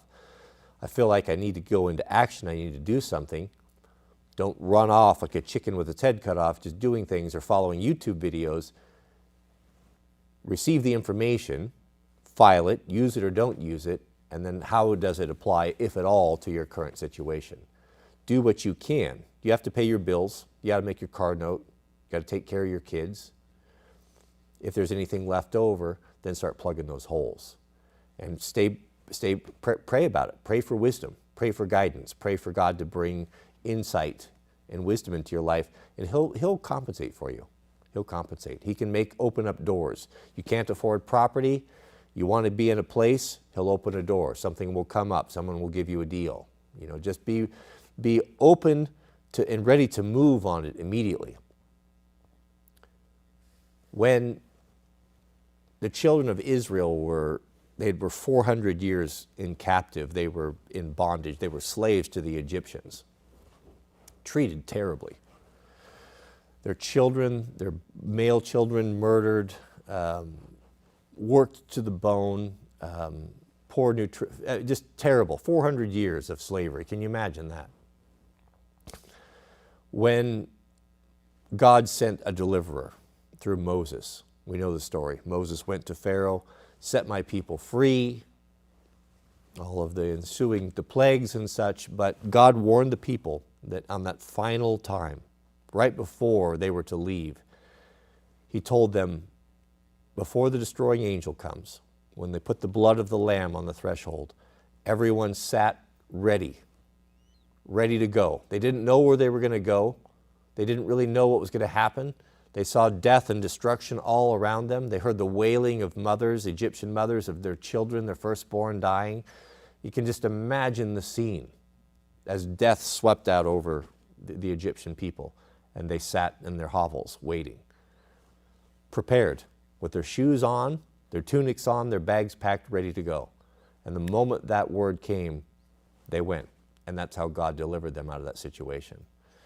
And I would look at our situation here kind of like that, the best we can. Understand that the world is in flux, that things are changing rapidly. So digging in and trenching, and making decisions financially that are going to be very permanent, like a fixed fortification, you're building a great wall. What's the wall that the French built that the Germans went around, or the Germans built that everyone went around, or the French built one as well? The Lamino line or something to that effect. All the effort and resources into that, and then the situation changed and it was no longer relevant, and another avenue was around, and all of that was for naught. So when I'm making decisions now, for example, normally I would have came into the shop as it was kind of just bare bones and basic, and I would have started building infrastructure, electrical, permanent lights and all of that. And I've rethought all of that. I'm not bolting and mounting things to the ground like I used to. My desire is everything that when I buy, I'm like, how could I use this in multiple roles? If I'm going to make this purchase, I want to make sure it's going to be something that is going to have dual purpose, that I could use here, or I could pack up and use somewhere else, that I'm not going to be leaving a lot of value behind. Really that concept, I was kind of thinking that when God asks his people, his army, to move, and that could be relocating to a different state, whatever. I can't get into all the situations. You want to be sure that you're in a position that you can move on that quickly. And that could just mean having your affairs in order. Your shop where it's tidy, where you don't just have, if you have a disorganized shop and you want to be able to move quickly for opportunities or just for safety or what have you, can you imagine the frustration and aggravation if you weren't prepared and you have stuff everywhere, just piles and boxes of crap, versus that you had taken some time and okay, this is my tactical gear in this box. This is my toolbox here. These are my construction tools. I know where everything's at. These are my fasteners. Don't be crazy about it, but how much different would that whole situation be where you could have some friends over, you could load these things up in the truck and you can move and go versus starting at scratch. And then, that's what I'm kind of talking about. I'm just trying to give you the concept, the big picture. I'm not going to go into details because I don't know your individual cases. But just think about that.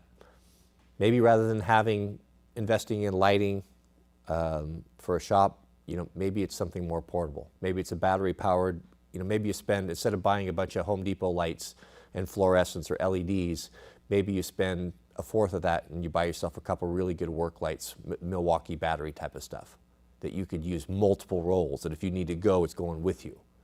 So that's what I would look at on the nuts and bolts side of it. But on the spiritual side of it, be in peace, beloved. Do what you can. You're only one man. You're one man. How much can God expect of you? Can He expect you to do the work of an army? No, you do what you can. God knows what we have need of before we ask. That's one of the promises that He's given. He says, fear not. Don't worry about tomorrow. You can't change anything about tomorrow. Only thing you can affect is what you say right now and how you feel right now. Tomorrow will take care of itself.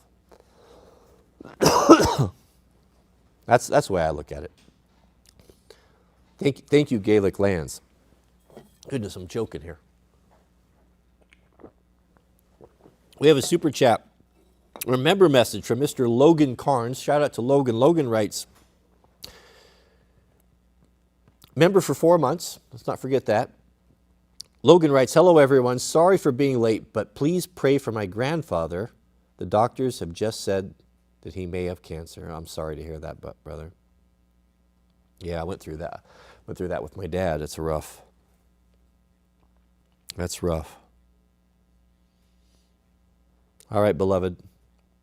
When you're praying to the Father tonight, remember Logan's grandfather tonight. I will be praying for him as well. Logan's grandfather. We have one final super chat from Daniel Gudzek. Welcome, Daniel. Daniel's been with us for 2 months.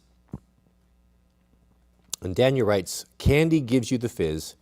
You don't have to justify it. Indeed it does. Indeed it does. Between you and me and the fence post, my personal war band, two of the war band members were over the other day, and we were talking and discussing a few things about equipment and what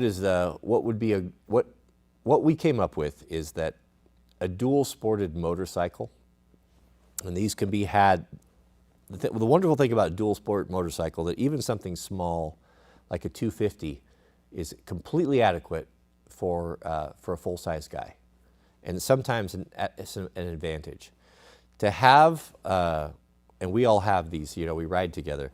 To have a dual sported motorcycle that's street legal, but primarily an off-road motorcycle, is about one of the best options a guy could have for the coming struggles and difficulties. If I was a single guy, it's a hard thing if you have a family, that's a whole different deal, right? But if you're a single guy and you're working and living in an urban environment and you're wanting to be prepared and you're wanting to be able to, if there was a natural disaster, if martial law was claimed or instituted, if I needed to get out and I need to get out now, and all the arteries are clogged and I can't get my car out, there's not enough gas, whatever that may be, there's no stopping a dirt bike. A dirt bike can go around any gate, can manage any traffic jam, can cover any possible terrain, including off-road, single-track, hiking trails, wooded forests, can cross rivers, and it can do so with very minimal amount of gas, 50, 60, 70 miles per gallon. It's an extraordinary piece of equipment. With some common sense saddlebags, it could be a very viable option for a SHTF escape vehicle or a bug out vehicle. And we've been talking about that, and this year one of our goals, is we were working on the bikes and getting things ready for the summer. It's still too early to ride up there because of all the snow and such. But one of the things that we started last year that we will be really picking up in force is really understanding our area that we are going to be operating at, really knowing the land, knowing all the streets, all the forest roads, where the trails go, how they intersect, how to get to different points without using roads, where all the critical infrastructure is, where are the cell phone towers, where are the main power feeders, where are the main irrigation gates, all these things to understand whether, just to have a very good knowledge of it. And so the motorcycles are perfect for that. The motorcycles give you so much.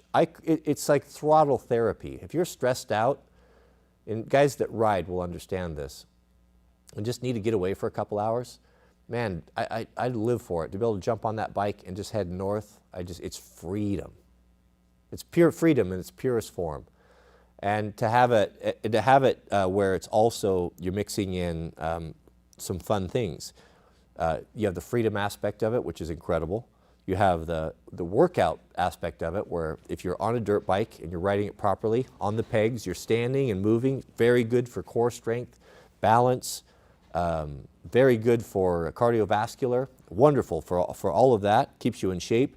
Also, you're learning about where you live. You're learning how to plan safety routes, escape routes. You're learning the lay of the land.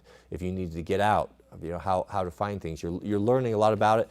And if you have friends, that's a good way to find friends with motorcycles, because there's a lot of groups.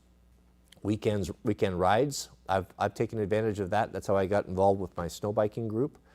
If you have a hard time meeting other guys that are like-minded, and usually if you meet guys that are dirt bike guys, they're the salt of the earth. They are good, common salt of the earth type of guys, blue collar guys. Most of them know how to work on their own bikes, so they have good mechanical skills. They're just the type of guy that Proho wants to have around him in a tough environment or in a tough situation. Capable guys, adventurous guys, guys with courage. So, something to think about. I've been thinking about the last week or so, maybe even doing like a mini video series on how to set a bike up for like this. How to set up a bike that's not overburdened, that you could still manage in a difficult situation, rough roads and stuff, but would have your essentials on it. If you need to spend the night, how would you manage that? How do you carry a weapon on a bike safely? How do you deal with riding at night? How do you deal with camouflaging it if you have to leave it behind? How do you deal with packing extra fuel, tools for repairs, that sort of thing? So I'm in a position, because I moto so much, that I have a lot to say about that. And that's essentially what we do. The saddlebags and such that we use for the long trips could easily be adapted for all sorts of roles. And it's really a minimal expenditure. And it gives you something to do, man. If you just have trouble finding something to do and you're spending too much inside, too much time gaming, you'll enjoy that, and that'll get you outside, and it's a wonderful activity. I'm a fan. I think Proho needs to be moving towards getting a dirt bike, and you don't need to go buy anything fancy. Get something that's, the old carbureted stuff is just better, and learn to work on it. So easy to work on. The joy that comes from it. Half of the joy that I receive from the sport is the tinkering and the upgrading and learning how things work. And like, as soon as I shut this off, I'm going to pull in and replace my clutch packs and get in there. I really enjoy doing that. And to have a vehicle that's simple that you can work on, that in a pinch, when there's no mechanics around, or you have to rely upon yourself to get yourself out of a situation, if something goes wrong on your 2020 F Super Duty, are you going to be able to work on that? Some random electrical problem, you going to be able to fix that? Get it going again? Not likely. Brian and I, his XR250 conked out when we were the furthest point away from the house, and we pulled over, and I pulled my Leatherman out and the tools, and we started pulling the carburetor apart and played around with it a little bit and got it back going, and off we went. Half hour later, we were no problem, that sort of thing. So I would look into it if you haven't. What you want is 250, $300, 450, whatever. Just stay away from the real high-strung, high-end race bikes that require a lot of maintenance, really intense maintenance cycles. Get something, an old XR, Hondas. Stick with Hondas, I think. XRs, 250s, 300s. Change the oil once a year instead of every 8 hours or every ride. Bikes just chug and chug and chug. Money in the bank too. Whatever you pay for it, you'll get that back and then some, most likely, when you sell it in a few years if you want to upgrade to something else. So I'm all about the dirt bikes. Thank you, beloved. Goodness, that's a long stream. Is that 3 hours?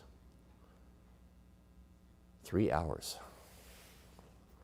Who knew a man could talk for 3 hours? Goodness. Please keep us in your prayers. Don't forget Logan's grandfather.